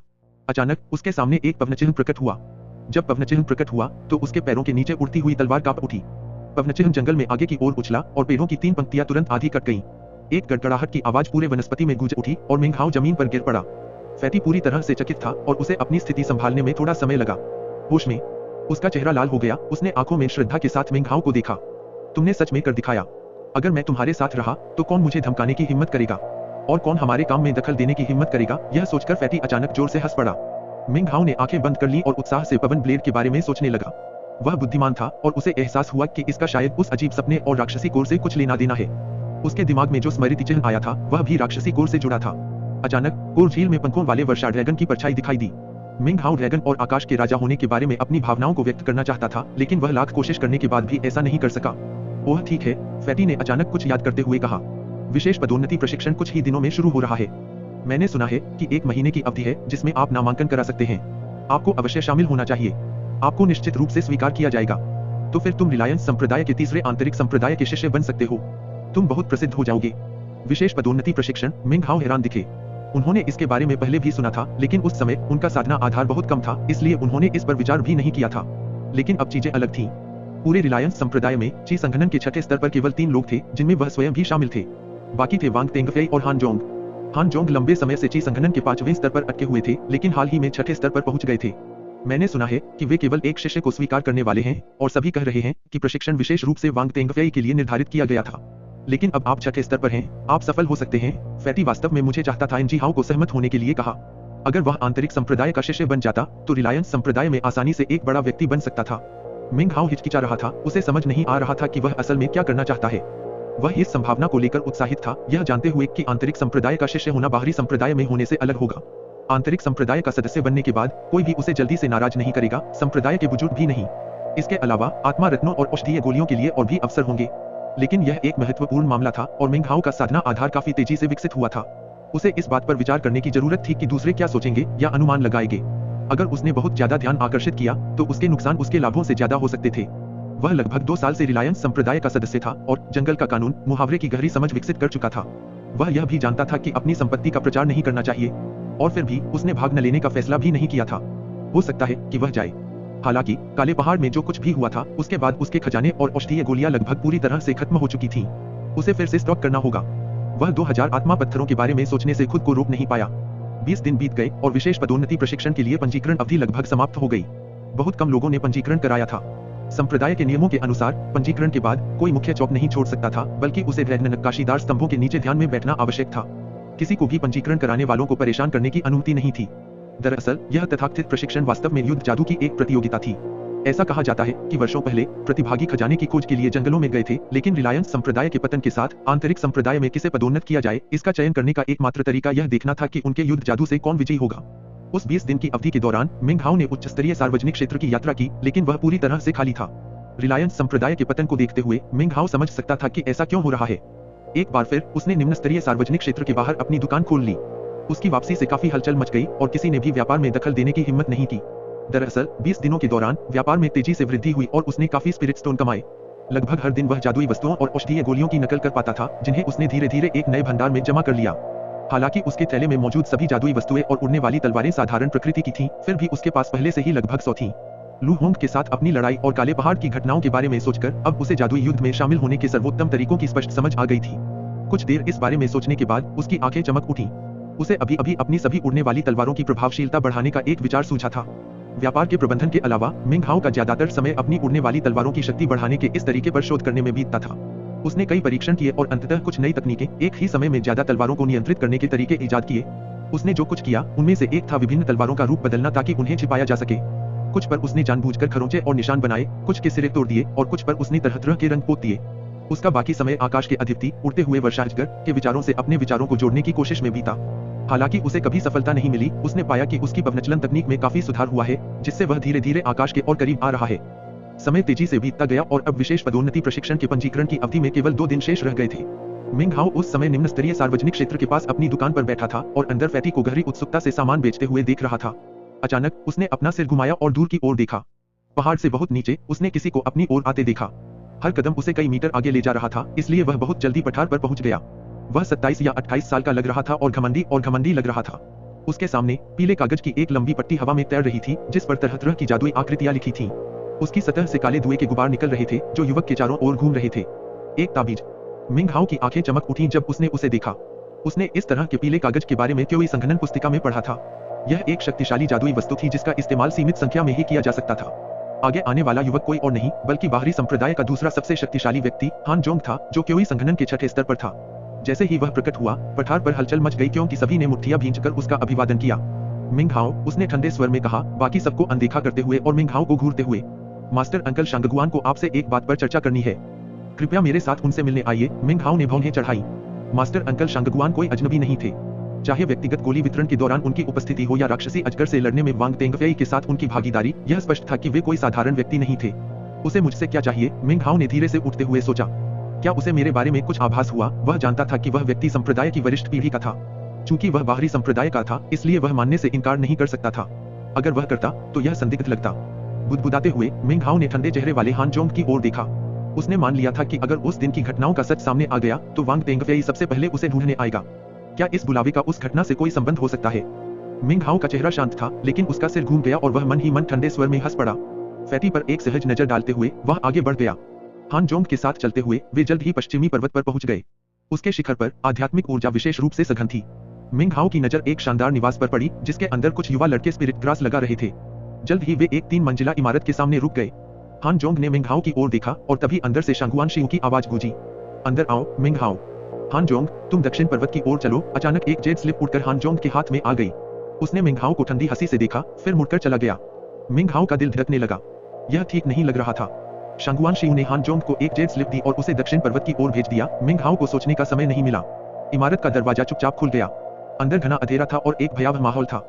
तुम अभी तक अंदर नहीं आए हो, शांगगुआन शियू ने ठंडी आवाज में कहा। मिंग हाओ झिझका, फिर उसकी आंखें धुंधली हो गईं, उसे एहसास हुआ कि वह पीछे नहीं हट सकता। एक पल सोचने के बाद उसकी घबराहट बढ़ गई। वह इमारत में आगे बढ़ा। अंदर धीरे धीरे रोशनी की किरणें दिखाई दी, जो धुंधली होने के बावजूद आसपास का नजारा दिखा रही थी। शांगगुआन शियू अपने सुनहरे वस्त्र में भावशून्य ठंडी आंखों से बैठा मिंग हाओ को अंदर आते देख रहा था। जैसे ही उसने अंदर एक कदम रखा, शांगगुआन शियू की आंखें अचानक चमक उठी और उसने अपना दाहिना हाथ उठाया। एक सुई निकली, मिंग हाओ की उंगली में चुभ गई, फिर पल भर में वापस उड़ गई। उसके सारे बैग भी उससे दूर, पूरी तरह से उसके नियंत्रण से बाहर, शांगगुआन शियू के सामने गिर गए। उड़ती हुई सुई पर थोड़ा खून रह गया था, जिसे शांगगुआन शियू ने चाट लिया। कीमती चीजों का कोई निशान नहीं। शांगगुआन शियू ने भौंहें चढ़ाई। उसकी नजर मिंग हाओ पर ऐसे पड़ी मानो वह उसके सारे राज देख सकता हो। मिंग हाओ के अंदर का राक्षसी केंद्र जाग उठा और उसने शांगगुआन शियू से इसे छिपाने की पूरी कोशिश की। मिंग हाओ का चेहरा उतर गया और उसके चेहरे पर एक भयानक भाव उभर आया। उसने मुंह खोला, लेकिन उसे समझ नहीं आ रहा था कि क्या कहे। फिर से भौंहें चढ़ाते हुए शांगगुआन शियू ने मिंग हाओ का एक थैला खोला। उसने इधर-उधर टटोला, उड़ती हुई तलवारों की बड़ी मात्रा पर एक नजर भी नहीं डाली। ऐसा लग रहा था जैसे उसने तांबे के शीशे पर ध्यान ही नहीं दिया। कुछ भी असामान्य न पाकर उसकी भौंहें और गहरी हो गईं। मास्टर अंकल शांगगुआन, क्या ढूंढ रहे हो? उसका चेहरा दहशत से भरा था, लेकिन अंदर ही अंदर वह ठिठक कर हंसा। उसने बहुत पहले से ही ऐसी घटना की तैयारी कर रखी थी। लकड़ी की तलवार उसके ज्यादातर आत्मिक रत्नों और औषधीय गोलियों के साथ फैटी के पास सुरक्षित रूप से छिपी हुई थी। मुझे आपसे पूछना है, शांगगुआन शियू ने कहा। उसकी नजर मिंग हाओ पर बिजली की तरह पड़ी। तुम्हारी साधना का आधार इतनी तेजी से कैसे आगे बढ़ा? बड़ी बहन शू और बड़े बुजुर्ग ओयांग मेरी निगरानी कर रहे थे, उसने कांपते हुए जवाब दिया। उन्होंने मुझे कुछ औषधीय गोलियां दी। उसने खुद को शांत करने का नाटक किया, लेकिन अंदर से वह चिंतित नहीं था। ऐसा लग रहा था कि उसे वांग तेंगवेई के साथ जो हुआ था, उसकी वजह से नहीं, बल्कि साधना में उसकी तेजी से प्रगति की वजह से यहाँ बुलाया गया था। शांगगुआन शियू ने फिर भौंहें चढ़ाई। वह स्पष्ट रूप से जानता था कि बड़े बुजुर्ग ओयांग को मिंग हाओ पसंद आ गया था, वरना वह अपनी पूछताछ में इतना नरम नहीं होता। तभी बाहर से हान जोंग की आवाज सुनाई दी। मास्टर अंकल, शांगगुआन को रिपोर्ट कर रहा हूँ। मिंग हाओ की अमर गुफा खाली है, आप जा सकते हैं, शांगगुआन शियू ने उत्तर दिया। हान जोंग के जाते ही वह एक पल के लिए चिंतन में बैठा रहा। वह मिंग हाओ को निःशब्द देखता रहा। समय धीरे धीरे बीतता गया और जल्द ही शाम हो गई। मिंग हाओ का चेहरा और भी घबराया हुआ और भय से भर गया। अंततः वह कांपते हुए बोला, मास्टर अंकल। ठीक है, आप जा सकते हैं, शांगगुआन शियू ने हाथ हिलाते हुए कहा। वह चिढ़ा हुआ लग रहा था। मिंग हाओ खड़ा हुआ, मुट्ठियां भींचकर अभिवादन किया और राहत महसूस करते हुए चला गया। पहाड़ की तलहटी में पहुंचने के बाद दक्षिण पर्वत की ओर दौड़ते हुए उसकी गति बढ़ गई। मिंग हाओ के जाते ही शांगगुआन शियू के हाव भाव बदल गए। उसने चांदी की सुई उठाई और उसे ध्यान से देखा, उसमें से और खून चाटा। उसकी आंखें चमक उठी। कुछ तो गड़बड़ है। इस खून में भारी मात्रा में निम्न स्तरीय राक्षसी कोर आभा है। मैंने पहले इस पर ध्यान नहीं दिया क्योंकि मैं ग्रैंड एल्डर ओयांग के संभावित प्रभाव पर ध्यान केंद्रित कर रहा था, लेकिन अब जब खून सूख गया है तो सब साफ है। उसने सैकड़ों राक्षसी कोर खाए होंगे। उसे इतने सारे कहां से मिले? यह मिंग हाओ जरूर कोई राज छुपा रहा होगा। शांगगुआन शियू की आंखों में हत्या का जुनून सवार हो गया और वह मिंग हाओ का पीछा करते हुए हवा में उछल पड़ा। मिंग हाओ तेज गति से आगे बढ़ा। उसे राहत तो मिली, लेकिन साथ ही घबराहट भी हुई। वह दक्षिण पर्वत अमर गुफा के बाहर पहुंचा और जैसे ही वह पास पहुंचा, उसने देखा कि फैटी दूर पेड़ों से अपना सिर बाहर निकाल रहा है। मिंग हाओ को देखते ही वह दौड़कर उसके पास गया। मैं तो बहुत डर गया था, फैटी ने राहत भरी सांस छोड़ते हुए कहा। मिंग हाओ, तुम पूरी दोपहर गायब थे। उसने मिंग हाओ द्वारा दिया गया बैग निकाला। शुक्र है कि किसी ने ध्यान नहीं दिया कि मैंने इसे छिपाकर रखा था। मिंग हाओ ने गरिमापूर्ण भाव से सिर हिलाया और थैला स्वीकार कर लिया।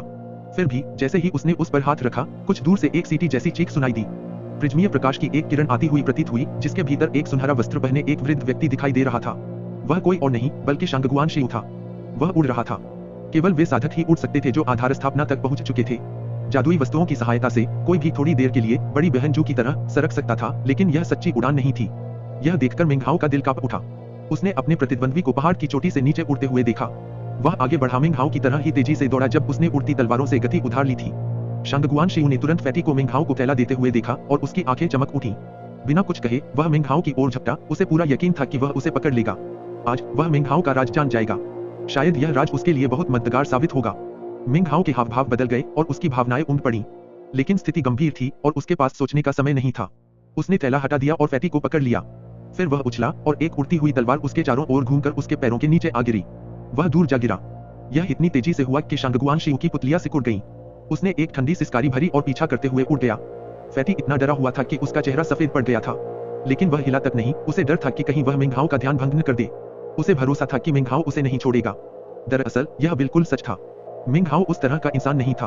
वह जानता था कि अगर वह फैटी को गिरा दे तो शायद वह थोड़ा तेज चल पाएगा, लेकिन वह यह भी जानता था कि शांगगुआन शियू फैटी पर अपना गुस्सा निकालेगा। अरे, इस आदमी के लिए बाहरी संप्रदाय के अनुयायी चींटियों जैसे हैं, केवल आंतरिक संप्रदाय के शिष्य ही रिलायंस संप्रदाय के सच्चे साधक हैं।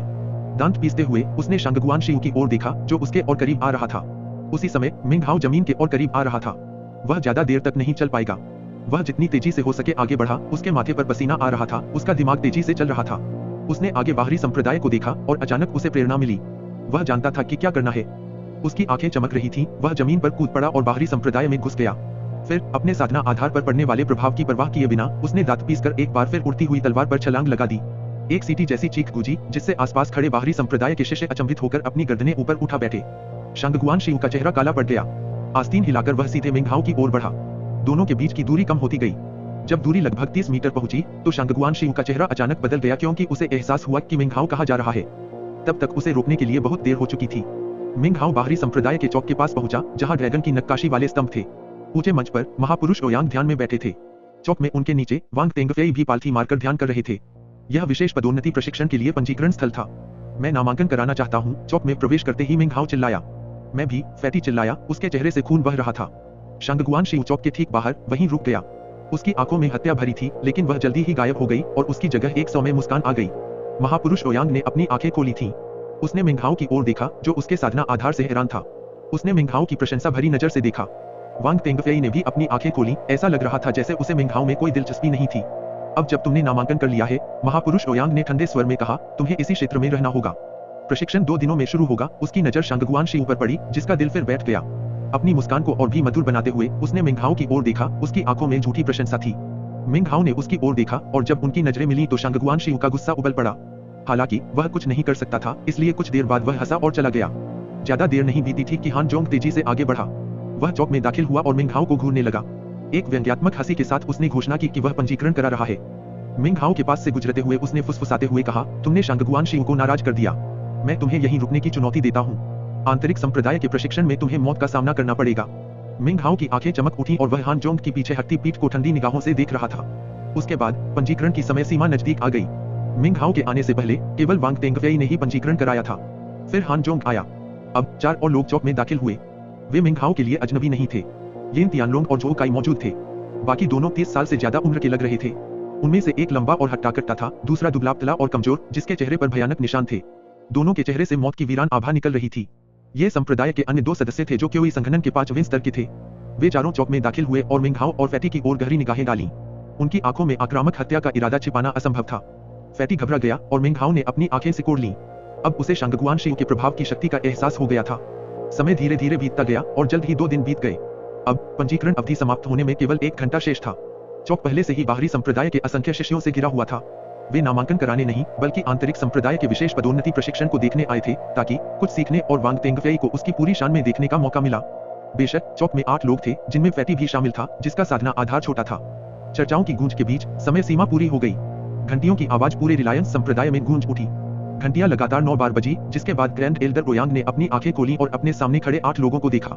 उन्होंने अपनी चौड़ी आस्तीन हिलाई और विशाल मंच कई रंगों से चमक उठा, फिर बाहर की ओर फैल गया जब तक कि उसका व्यास लगभग 300 मीटर नहीं हो गया।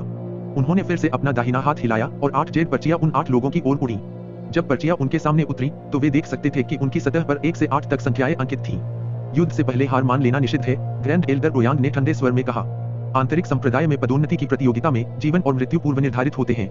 यदि मंच पर कदम रखने के बाद आपको लगता है कि आप जीत नहीं सकते, तो आप हार मान सकते हैं। पहला मुकाबला नंबर 1 और 8। वांग तेंगफेई ने अपनी आंखें खोली और अपनी जेड पर्ची उठाई, जिस पर 1 लिखा था। वह खड़ा हुआ और मंच पर आकर खड़ा हो गया। हवा ने धीरे से उसके लंबे बालों को ऊपर उठा दिया। बर्फ सफेद वस्त्र पहने वह पूर्ण, सुंदर, सौम्य और परिष्कृत लग रहा था। वह मुस्कुराया। यह सुनकर आसपास के सभी साधक खुशी से झूम उठे। हालांकि उनमें से कोई भी यह नहीं देख सका कि वांग तेंगफेई की मुस्कान के नीचे हार और पराजय का कड़वा दर्द छिपा था। उसी समय शांगगुआन शिव भीड़ में प्रकट हुआ और मिंगहाओ को डराने वाली नजरों से घूर रहा था। येन तियानलोंग का चेहरा उतर गया जब उसने अपने सामने जेड स्लिप पर 8 अक्षर देखा। अपने हाथ पीठ के पीछे करके उसने अपनी पवनचलन तकनीक का इस्तेमाल करते हुए मंच पर ऊपर की ओर तैरा। जैसे ही उसके पैर जमीन पर पड़े, वांग तेंगफेई ने अपना दाहिना पैर उठाया और अचानक पूरा मंच एक तेज गूंज के साथ कंपन करने लगा, मानो चारों तरफ से कोई धमाका हो रहा हो। वांग तेंगफेई हिला तक नहीं, लेकिन एक विशाल अदृश्य शक्ति येन तियानलोंग की ओर झपटी। यह देखकर येन तियानलोंग का चेहरा बदल गया। वांग तेंगफेई हिला तक नहीं था, फिर भी येन तियानलोंग पर पड़ रहा भारी दबाव उसके लिए अपनी आध्यात्मिक ऊर्जा का संचार करना मुश्किल बना रहा था। मैं हार मानता हूँ, उसने तुरंत और बिना किसी हिचकिचाहट के कहा। जाहिर है वह अपने फैसले के बारे में कोई टिप्पणी नहीं सुनना चाहता था। दोनों हाथों को मोड़कर गहरा अभिवादन करते हुए वह मंच से कूद गया और चौक से बाहर चला गया। महामहिम ओयांग भावशून्य रहे। धीरे धीरे वह फिर बोला, वांग तेंगफेई विजयी हुआ।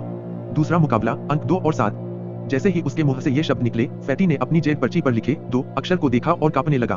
उसी समय क्योई संघनन के 5वें स्तर के दागदार चेहरे वाले साधक ने उसे ठंडी निगाहों से देखा, फिर मंच पर कदम रखा।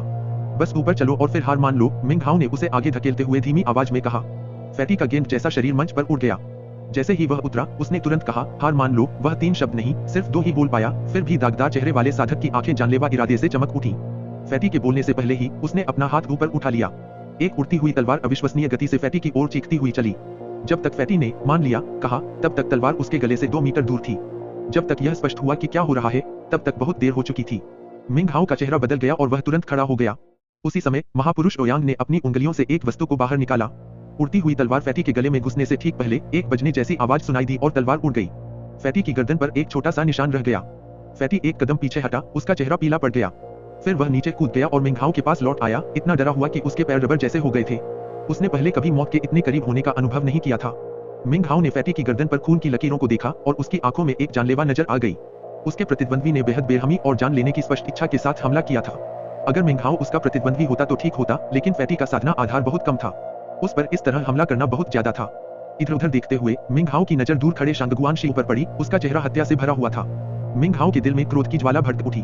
उसने कभी भी मास्टर अंकल शांगगुआन को ठेस पहुंचाने वाला कुछ नहीं किया था। मास्टर अंकल शांगगुआन ही आक्रामक थे, जिन्होंने घातक बल से हमला किया था। रिलायंस संप्रदाय में अपने इतने वर्षों में मिंग हाओ ने कभी भी हत्या करने की तीव्र इच्छा प्रकट नहीं की थी, लेकिन अब उसकी आंखों में स्पष्ट हत्या की मंशा चमक रही थी। जो कुछ अभी हुआ था वह इतना संदिग्ध था कि आसपास के साधक भी समझ गए। एक एक करके वे मिंग हाओ को देखने लगे। चर्चाएं शुरू हो गईं। अगला मुकाबला नंबर 3 और 6। ग्रैंड एल्डर ओयांग ने भौंगे चढ़ाते हुए कहा। हान जोंग खड़ा था, उसके हाथ में नंबर 3 की जेब पर्ची थी। जैसे ही वह मिंग हाओ के पास से गुजरा, उसने फुसफुसाते हुए कहा, तुमने मास्टर अंकल शांगगुआन को नाराज किया है। आज मरने वाले तुम अकेले नहीं होगे, तुम्हारा दोस्त भी मरेगा। आप कह सकते हैं कि एक महान बुजुर्ग के अलावा शांगगुआन शी संप्रदाय का सबसे शक्तिशाली और प्रभावशाली सदस्य था। रिलायंस संप्रदाय के पतन के कारण इसकी संख्या कम थी। संप्रदाय में अराजकता का बोलबाला था और बाहरी संप्रदाय के शिष्यों के बीच आपसी मारकाट। यह सब इसलिए था क्योंकि रिलायंस संप्रदाय एक युग के अंत में था और पहले जैसा नहीं रहा। औषधीय गोलियां कम थीं, तो उनका वितरण कैसे निष्पक्ष हो सकता था। आत्मा संघनन गोलियां ज्यादा नहीं थीं, इसलिए स्वाभाविक रूप से वे उन शिष्यों के बीच घातक संघर्ष का विषय बन गई जो उन्हें खाना चाहते थे। तो अराजकता हो, हर आदमी अपने लिए, चाहे वह ची संघनन के पहले स्तर के सदस्य हों या 5वें, अराजकता और मृत्यु का शासन हो। यहाँ कोई निष्पक्षता नहीं थी। जीवन और मृत्यु भाग्य द्वारा निर्धारित होते थे। कोई उपदेश नहीं थे, कोई भी साधना अभ्यास करने का निर्देश नहीं दे रहा था। केवल ची संघनन नियमावली थी। चाहे आप कीड़ा हो या अजगर, आप केवल अपनी किस्मत पर निर्भर रह सकते थे। अगर आप सफल हुए तो आप जीवित रहे, अगर आप असफल हुए तो आप मर गए। अगर आप दृढ़ थे तो आप बच गए, अगर आप कमजोर थे तो नहीं। जो कोई भी अपने मार्ग को अंत तक मार सकता था, वह आंतरिक संप्रदाय का शिष्य बन जाता और फिर रिलायंस संप्रदाय का सच्चा सदस्य और एल्डर ओयांग का सच्चा शिष्य बन जाता। अतीत में संप्रदाय के नेता हेलो हुआ संप्रदाय को और अधिक शक्तिशाली बनाने पर केंद्रित थे, लेकिन दबावों के बोझ तले दबे हुए वास्तव में वह पूरी तरह से थक चुके थे और बहुत समय से एकांतवास में छिपे हुए थे। महापुरुष ओयांग का व्यक्तित्व कोमल था और जहां तक उनकी साधना का प्रश्न था, वे दीर्घायु के अंतिम वर्षों में थे और उनके पास ज्यादा समय नहीं बचा था। इसलिए उनके पास संप्रदाय पर समय बिताने के लिए ज्यादा ऊर्जा नहीं थी। आंतरिक संप्रदाय के शिष्यों में बड़ी बहन शु आमतौर पर एकांत ध्यान में लीन रहती थी। अपने ठंडे व्यक्तित्व के कारण वह संप्रदाय के मामलों पर ज्यादा ध्यान नहीं देती थी। बड़े भाई चैन मुख्य रूप से दांव पर केंद्रित थे और संप्रदाय के मामलों में भाग नहीं लेते थे। ऐसी स्थिति में केवल शांगगुआन शी ही बचे थे। उनकी साधना का आधार ची संघनन के 9वें स्तर पर था और उनकी आयु 90 वर्ष से अधिक थी। उन्होंने संप्रदाय की अच्छी सेवा की थी और संप्रदाय के शिष्यों के गुरु चाचा बनने से खुद को नहीं रोक पाए, लेकिन संप्रदाय पतन की ओर अग्रसर था। अगर यह कोई और संप्रदाय होता तो यह देखते हुए कि वह अभी भी क्यों संघनन अवस्था में था, उसे कभी भी गुरु चाचा नहीं कहा जाता। मिंग हाओ ने हान जोंग को मंच पर चमकते हुए देखा। उसका प्रतिद्वंद्वी जो काई था और ऐसा लग रहा था कि यह कोई जीवन मरण की लड़ाई नहीं होगी। जो काई ने तुरंत हार मान ली और मुकाबला खत्म हो गया। पहले दौर का आखिरी मुकाबला आ गया था। मिंग हाओ खड़ा हुआ और मंच पर उड़ गया। उसका प्रतिद्वंद्वी एक लंबा मजबूत आदमी था जिसके पास 5वें स्तर का क्योई संघनन था। उसकी आभा हत्या की भावना बिखेर रही थी और उसके चेहरे से लग रहा था कि उसने कई खूनी लड़ाइयां देखी थीं। उसने मिंग हाओ को देखा और गुर्राया, सीधे उसकी ओर दौड़ा। उसका शरीर फैल रहा था। उसने अपना हाथ उठाया और तुरंत एक चमकदार युद्ध कुल्हाड़ी प्रकट हुई। यह स्पष्ट रूप से कोई साधारण वस्तु नहीं थी। उसका चेहरा काला पड़ गया। मिंग हाओ ने अपने बैग पर थपकी दी। एक तेज तीखी उड़ती हुई तलवार प्रकट हुई और आगे की ओर बढ़ी। लेकिन जब वह बड़े आदमी से लगभग 2 मीटर दूर था, तभी एक नरम ढाल प्रकट हुई जिसने उड़ती हुई तलवार को रोक दिया। आज तुम मर जाओगे, बड़े आदमी ने एक भयानक मुस्कान के साथ कहा। प्रशिक्षण में आने से पहले शांगगुआन शी ने उसे एक जादुई वस्तु दी थी। भले ही मिंग हाओ का साधना आधार उसके मुकाबले थोड़ा ऊंचा था, फिर भी उसे चिंता करने की कोई बात नहीं थी। धमाका, मिंग हाओ ने शांत भाव से कहा। उसके चेहरे के भाव पहले जैसे ही थे। उड़ती हुई तलवार जोर से फटी, जिससे बड़ा आदमी पीछे की ओर उड़ गया। उसके सामने की ढाल टिमटिमा गई, जिससे वह घायल होने से बच गया। हंसते हुए वह फिर से आगे बढ़ा, लेकिन मिंग हाओ तेज था। वह अपने थैले पर थपकी देते हुए आगे बढ़ा। दो उड़ती हुई तलवारें प्रकट हुई, आगे की ओर निकली और फिर फट गईं। विस्फोट गूंजा और ढाल मुड़ गई। बड़े आदमी का चेहरा बदल गया और इससे पहले कि वह कुछ प्रतिक्रिया दे पाता, चार और उड़ती हुई तलवारें निकल आईं। एक जोरदार विस्फोट हुआ और ढाल टुकड़े टुकड़े हो गई। हमला सीधे उस बड़े आदमी के सीने में धंस गया। उसने एक करुण चीख मारी और मुंह से खून थूक दिया। उसका शरीर जमीन पर गिर पाता उससे पहले ही मिंघाओ से एक और उड़ती हुई तलवार निकली जो चमकती हुई उस आदमी के गले में जा लगी। वह खून से लथपथ जमीन पर गिर पड़ा और मर गया। संप्रदाय में प्रवेश करने के बाद से मिंघाओ ने ज्यादा लोगों की हत्या नहीं की थी, लेकिन इस बार उसने उस आदमी को बेरहमी से मार डाला था। वह मंच से नीचे उतरा और हान जोंग को एक ठंडी नजर से देखा। अब तुम मरोगे, उसने कहा, पालथी मारकर बैठ गया और अपनी आंखें बंद कर लीं। हान जोंग की पुतलियां सिकुड़ गई और उसकी हत्या की मंशा और प्रबल हो गई। आसपास के साधकों में चर्चा का शोर मच गया जब वे यह दृश्य देखकर शांत हुए। वे उस खूनी दृश्य से कांप उठे थे। मिंघाओ विजयी हुआ। दूसरे दौर का पहला मुकाबला वांग तेंगफेई और शूगे के बीच है। महापुरुष ओयांग की आवाज शांत थी, मानो उन्होंने हवा में खून की बदबू का एहसास ही न किया हो। शूगे वही साधक था जिसने कुछ क्षण पहले फैटी को मारने की कोशिश की थी। जैसे ही उसने मंच पर कदम रखा, उसने हार मान ली। वांग तेंगफेई को सम्मानपूर्वक सलामी देते हुए वह मुड़ा और जितनी जल्दी हो सके चौक से बाहर निकल गया। इस समय सभी समझ गए थे कि चाहे हान जोंग हो या पांचवें स्तर के चार साधक, उनका लक्ष्य पदोन्नति पाना नहीं बल्कि मिंघाओ को मारना था। दूसरा मुकाबला मिंघाओ और हान जोंग। महापुरुष ओयांग ने मिंघाओ को गौर से देखा और जैसे ही उसने बोलना समाप्त किया, सन्नाटा छा गया। सभी मिंघाओ और हान जोंग को घूर रहे थे। मंच पर कदम रखते ही मिंघाओ हमेशा की तरह उदास लग रहे थे। हान जोंग लगभग ठीक उसी समय पहुंचे। किसी परिचयात्मक टिप्पणी की आवश्यकता नहीं थी। दोनों ने एक ही समय पर हमला किया। मिंघाओ के चारों ओर चक्कर लगाती तीन उड़ती तलवारें दिखाई दी, जिससे एक तेज गड़गड़ाहट हुई। हान जोंग के चारों ओर एक ढाल दिखाई दी और उसके सामने एक चमकता हुआ 5 रंगों वाला झंडा दिखाई दिया। वह तुरंत मिंघाओ की ओर बढ़ा। मिंघाओ ने कुछ नहीं कहा। जैसे ही 5 रंगों वाला झंडा पास आया, वह पीछे नहीं हटा। उसने अपना बायां हाथ उठाया और तुरंत एक 15 मीटर लंबा ज्वाला सर्प प्रकट हुआ। वह दहाड़ता हुआ आगे की ओर उड़ गया। ज्वाला सर्प सिर्फ सांप नहीं बल्कि अजगर जैसा लग रहा था। उड़ते हुए उसमें से प्रचंड गर्मी निकल रही थी। उसी समय मिंघाओ के दाहिने हाथ ने उसके थैले पर थपकी दी। 6 उड़ती हुई तलवारें प्रकट हुई और आगे की ओर उछल पड़ी। हान जोंग ठिठककर हंसा, उसकी आंखें जानलेवा इरादे से चमक रही थीं। उसने एक कदम आगे बढ़ाया, फिर अपना बायां हाथ जमीन पर पटक दिया। जब वह खड़ा हुआ तो एक गहरी गड़गड़ाहट सुनाई दी और पूरा मंच हिलने लगा। उसके सामने अचानक लगभग 3 मीटर ऊंचा एक पत्थर का गोला दिखाई दिया। एक गर्जना के साथ पत्थर का गोला अविश्वसनीय गति से आगे बढ़ा। जब वह ज्वाला सर्प से टकराया तो मंच पर एक जोरदार विस्फोट हुआ। गर्जना के बीच 5 रंगों वाला झंडा आगे बढ़ा, मिंघाओ की उड़ती हुई तलवारों के पास पहुंचा। हान जोंग की आंखें चमक उठी। 5 चमक कला। जैसे ही हान जोंग के मुंह से ये शब्द निकले, 5 रंगों वाला झंडा अचानक हिल गया और फिर चारों दिशाओं में चमकने लगा। उसमें से धुंध की एक 2 रंग की धारा निकली जो 2 आत्मा प्राणियों में बदल गई और तीखी चीखों के साथ मिंघाओ की ओर बढ़ी। 2 धुंध आत्माओं में से दूसरी आत्मा केवल आंशिक रूप से दिखाई दे रही थी। स्पष्टतः अपने साधना स्तर के कारण हान जोंग इस कला का उपयोग करने में सीमित था। जैसे ही 2 रंग की धुंध आत्माएं प्रकट हुई, आसपास के साधक आश्चर्य से चिल्ला उठे। यह गुरु अंकल शांगगुआन की उत्कृष्ट 5 दीप्ति कला है। वे कहते हैं कि यह उन संप्रदाय सदस्यों के लिए सबसे शक्तिशाली कलाओं में से एक है जिन्होंने अपनी नींव को पूर्ण नहीं किया है। भाई हान जोंग केवल 2 रंगों का ही आह्वान कर सकते हैं, तो हान जोंग इस कला का उपयोग कर सकते हैं। हाँ, यह उस बैनर की वजह से ही होगा। क्या यह गुरु अंकल शांगगुआन द्वारा प्रदान की गई कोई जादुई वस्तु हो सकती है? तीखी, कान फाड़ देने वाली चीखें निकालते हुए 2 रंग की धुंध आत्माएं अदम्य बल के साथ मिंघाओ की ओर बढ़ी। जैसे ही उसकी 6 उड़ती हुई तलवारें उनसे टकराई, तलवारें टुकड़े टुकड़े हो गईं। मंच के नीचे चौक में खड़े शांगगुआन शियू के होंठों पर एक गंभीर मुस्कान फैल गई। उसे जरा भी परवाह नहीं थी कि मिंघाओ जिंदा रहे या मर जाए। उसे तो बस मिंघाओ के थैले में छिपे खजानों की तलाश थी। आंतरिक संप्रदाय पदोन्नति प्रशिक्षण के लिए पंजीकरण कराने के बाद मिंघाओ काले पहाड़ में हुई घटनाओं के बारे में पूछताछ करने के लिए जो और लेन को ढूंढने गया था। वह जानता था कि मिंघाओ ने किसी कथित राक्षसी जादू से राक्षसी जानवरों की भीड़ को भड़काया था। शांगगुआन शियू को यकीन हो गया था कि यह कोई राक्षसी जादू नहीं बल्कि एक जादुई खजाना था। मिंघाओ की आंखें सिकुड़ गईं। उसने 2 रंगों वाली धुंध आत्माओं को अपनी ओर आते देखा। उसने अपना बायां हाथ उठाया और उसे अपने सामने लहराया। एक अदृश्य पवन ब्लेड प्रकट हुआ और तेज गति से धुंध आत्माओं की ओर बढ़ा। उसी समय मिंघाओ ने जल्दी से मुट्ठी भर राक्षसी कोर निगल लिए, फिर अपने थैले पर थपथपाया और अपनी आस्तीन ऊपर उठाई। थैले से तलवारों की आभा की एक धारा बह निकली। पलक झपकते ही 20 तलवारें प्रकट हो गईं और हवा में भर गईं। यह बहुत ही चौंकाने वाला था। तलवारें द्विरंगी धुंध आत्माओं की ओर भी चलीं। उड़ती हुई कई तलवारें खराब हालत में या अलग अलग रंगों की लग रही थीं। यह देखकर आसपास के साधक आश्चर्य से दहल गए, लेकिन इससे पहले कि वे आपस में इस विषय पर चर्चा शुरू कर पाते, पवन ब्लेड धुंध आत्माओं तक पहुंच गया और एक धमाका हुआ। धुंध आत्माएं कंपन करने लगीं। फिर उड़ती हुई तलवारें टकराईं और 2 दयनीय चीखें सुनाई दीं। द्विरंगी धुंध आत्माएं असाधारण थीं, लेकिन तलवारें बहुत ज्यादा थीं। धुंध आत्माएं टुकड़े टुकड़े हो गईं और तलवारें पंचरंगी ध्वज को चीरती रहीं। एक जोरदार विस्फोट हुआ और झंडा लगभग आधी तलवारों के साथ बिखर गया। हान जोंग स्तब्ध होकर देखता रहा। मिंघाओ ने अपने बैग पर थपकी दी, एक और राक्षसी को निगल लिया और 10 और उड़ती हुई तलवारें निकाली जो आगे की ओर उछली। हान जोंग ने कभी सोचा भी नहीं था कि मिंघाओ के पास इतनी सारी उड़ती हुई तलवारें होंगी। वह अपना दाहिना हाथ हिलाते हुए पीछे हट गया।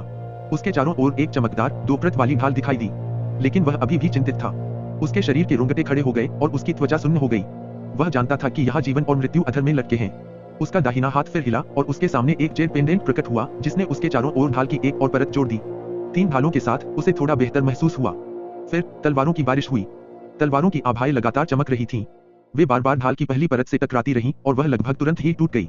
इसके कुछ ही देर बाद ढाल की दूसरी परत तलवारों की बारिश का सामना न कर पाने के कारण टुकड़ों में बिखर गई। उसके पास इतनी सारी उड़ती हुई तलवारें कैसे हो सकती हैं? हान जोंग की पुतलियां सिकुड़ गई और वह भयभीत लग रहा था। वह और पीछे हट गया। पलक झपकते ही तीसरी ढाल टूट गई और जेड पेंडेंट टुकड़ों में बिखर गया। तलवारों की भीड़ का सामना न कर सका और फिर तलवारों की बारिश हान जोंग पर बरस पड़ी और वह चीख पड़ा। तलवारों के बाद तलवारें उस पर वार करती रहीं।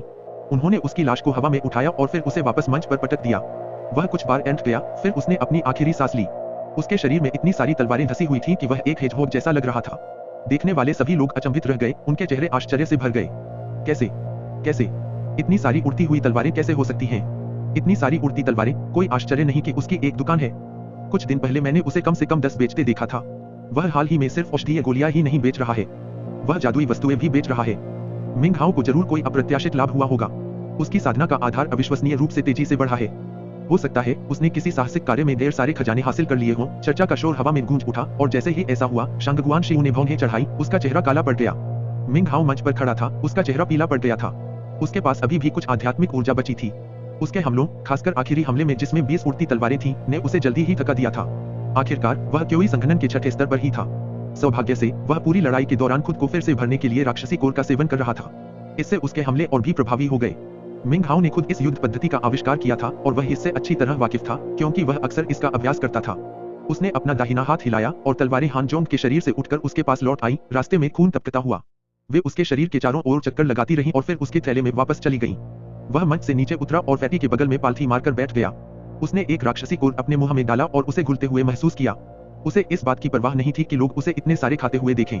जहां तक उनका सवाल था, काले पहाड़ पर हुए मामले के बाद उसे काफी राक्षसी कोर हासिल करने चाहिए थे। इसके अलावा उसे एक और लड़ाई की चिंता थी। वांग तेंगफेई के 4 उंगलियों वाले हमलों में उसने जो अपमान सहा था, उसका आज पूरा बदला चुकाना था। उसने इस दिन का इंतजार कब से था। महापुरुष ओयांग ने मिंग हाओ की ओर देखा, उनकी आंखें स्पष्ट स्वीकृति से भरी थीं। मिंग हाओ के प्रति उनकी प्रशंसा उस दिन से ही बढ़ती जा रही थी जिस दिन से उन्होंने संप्रदाय में प्रवेश किया था। उनकी नजरों में मिंग हाओ बड़ा हो रहा था। उनके चेहरे पर संतोष झलक रहा था। महापुरुष ओयांग को इस बात की परवाह नहीं थी कि मिंग हाओ को कितना सौभाग्य मिला। एक साधक के रूप में सौभाग्य भाग्य द्वारा निर्धारित एक आशीर्वाद था। उन्हें विशेष रूप से ऐसे लोग पसंद थे जिन्हें सौभाग्य प्राप्त था। उनकी मुस्कान दयालुता से भरी थी, लेकिन अंदर ही अंदर उन्हें पछतावा और घबराहट महसूस हो रही थी। आंतरिक संप्रदाय प्रशिक्षण की लड़ाइयों में चाहे कोई भी जीवित रहे या मर जाए, वांग तेंगफेई की छिपी हुई प्रतिभा 100 वर्षों की अवधि में दुर्लभ है। इस छोटी सी उम्र में उनका साधना आधार असाधारण है। अगर वह अपनी नींव को पूर्ण करने में सफल हो जाते हैं, तो उनमें एक ऐसी प्रतिभा होगी जो संप्रदाय के गौरवशाली दिनों में भी दुर्लभ ही देखने को मिलती है। मिंग हाओ उनका मुकाबला नहीं कर सकते, उसने आह भरी। वहां भीड़ में खड़े शांगगुआन शियू का चेहरा और भी उदास हो गया। उसने आंखें सिकोड़ लीं। उसने कभी सोचा भी नहीं था कि मिंग हाओ हान जोंग को हरा पाएगा, खासकर जब से उसने उसे एक शक्तिशाली खजाना दिया था। 5 रंगों वाले झंडे से बुलाई गई धुंध आत्माओं की शक्ति मिंग हाओ को बिना किसी परेशानी के नष्ट कर सकती थी। और फिर भी मिंग हाओ की दर्जनों उड़ती तलवारों ने उसे टुकड़े टुकड़े कर दिया था। इतनी सारी उड़ती तलवारें देखकर शांगगुआन शियू भी चौंक गया था। हालांकि वे निम्न स्तरीय तलवारें थीं, फिर भी वे तेज थीं। इतनी बड़ी संख्या में लोहे का टुकड़ा भी चौंका सकता था और विस्मित कर सकता था। इस समय दूर पूर्वी पर्वत पर लगभग 40 साल का एक अधेड़ उम्र का आदमी खड़ा था। उसने काला वस्त्र पहना हुआ था और उसका रूप किसी विद्वान जैसा था। जैसे ही उसने बाहरी संप्रदाय के चौक में युद्ध को होते देखा, उसकी आंखें अजीब सी रोशनी से भर गईं और मिंग हाओ पर केंद्रित हो गईं। यह बच्चा पहले ध्यान देने लायक नहीं था। उसकी छिपी हुई प्रतिभा कोई असाधारण नहीं है, लेकिन लगता है कि उसके पास अविश्वसनीय सौभाग्य है। यह व्यक्ति कोई और नहीं बल्कि अद्भुत रूप से शक्तिशाली संप्रदाय नेता हेलो हुआ था, जो पहले ही कोर फॉर्मेशन तक पहुंच चुका था। अगर उसका मुकाबला वांग तेंगफेई से न होता, तो यह बच्चा आंतरिक संप्रदाय में शामिल हो सकता था। लेकिन यह वांग तेंगफेई है। यह मुश्किल होगा। हेलो हुआ ने मिंग हाओ को दयालु नजरों से देखा। एक कोर फॉर्मेशन साधक और रिलायंस संप्रदाय के संप्रदाय नेता होने के नाते उन्होंने उन शिष्यों के भाग्य और किस्मत के उतार चढ़ाव पर ज्यादा ध्यान नहीं दिया जो अभी भी कोई संघनन का अभ्यास कर रहे थे। चीजें स्वाभाविक रूप से घटित होती थीं। अगर कोई शिष्य भाग्यशाली होता तो वह खुश होता, लेकिन वांग तेंगफेई की मौजूदगी में हेलो हुआ ने मिंग हाओ की जीत की संभावनाओं को ज्यादा महत्व नहीं दिया। यह बहुत बुरा है कि वोर्पल जेड के केवल 3 टुकड़े हैं। वांग तेंगफेई का स्थान बहुत पहले ही तय हो चुका था, वरना। हेलो हुआ ने अपना सिर हिलाया, यह तय करने की कोशिश करते हुए कि अगर मिंग हाओ की मृत्यु हो जाती है तो हस्तक्षेप करना चाहिए या नहीं। उसने आह भरी। समय बीतता गया। महापुरुष ओयांग ने सहमति से देखा क्योंकि मिंग हाओ की आध्यात्मिक ऊर्जा धीरे धीरे बहाल हो रही थी। वह स्पष्ट रूप से मिंग हाओ के प्रति पक्षपात दिखा रहे थे, लेकिन किसी भी दर्शक ने कुछ कहने की हिम्मत नहीं की। वांग तेंगफेई ने किसी की बात पर ध्यान नहीं दिया। हालांकि मिंघाओ की साधना आधार में तेजी से प्रगति आश्चर्यजनक थी, वांग तेंगफेई ने उस समय महापुरुष ओयांग के हस्तक्षेप के कारण इसके बारे में ज्यादा नहीं सोचा। वांग तेंगफेई के दिल की गहराइयों में उसने यह नहीं सोचा था या यह संभव भी नहीं माना था कि मिंघाओ ही वह व्यक्ति हो सकता है जिसने उसके खजाने को चुराया हो। वह आश्वस्त था कि यह वही दूसरी धुंधली रोशनी थी जो उसने देखी थी। यह सोचकर वांग तेंगफेई का दिल दर्द से धड़क उठा और वह लगभग खून के आंसू रो पड़ा। अब तक उस विरासत का उससे कोई लेना देना नहीं था, उसे उसका जरा भी एहसास नहीं था।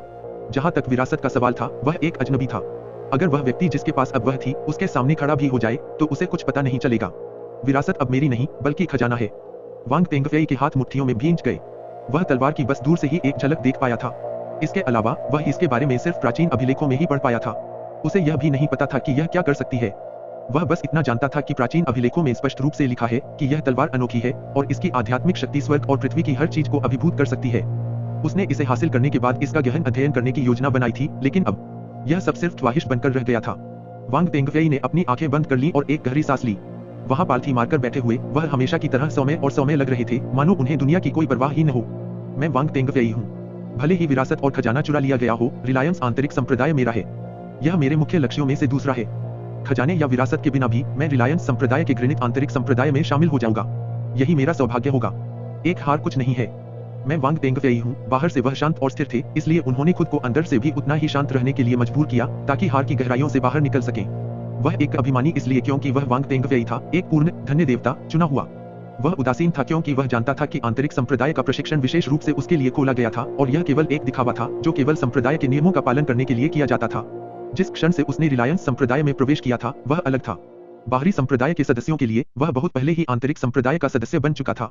वह शांत था क्योंकि उसे रिलायंस संप्रदाय की जरा भी परवाह नहीं थी। इस तरह के एक छोटे से संप्रदाय का उसके लिए कोई मतलब नहीं था। उसके कुल का एक भी सदस्य पूरे संप्रदाय को बर्बाद कर सकता था। अगर वह झाओ के इस पिछड़े राज्य में आने की जिद न करता तो वह कभी यहाँ नहीं होता। अपनी हैसियत की परवाह किए बिना उसे अपने शक्तिशाली कुल में स्वर्ग और धरती हिला देना चाहिए था। इसलिए वह अभिमानी, उदासीन और शांत था। उसने समय बीतने दिया, इस व्यक्ति को जिसका नाम उसे याद भी नहीं था अपनी साधना का आधार पुनः प्राप्त करने का अवसर दिया। धूप बत्ती जलने में काफी समय बीत गया और फिर मिंघाओ ने अचानक अपनी आंखें खोली। वे युद्ध की इच्छा से चमक उठी। उसने क्योई संघनन के 5वें स्तर के एक व्यक्ति को मार डाला था। उसने हानजोंग को मार डाला था। इससे पहले उसने एक दिन में इतने लोगों को कभी नहीं मारा था। लेकिन उसका दिल उत्सुकता से भर गया। वह वांग तेंग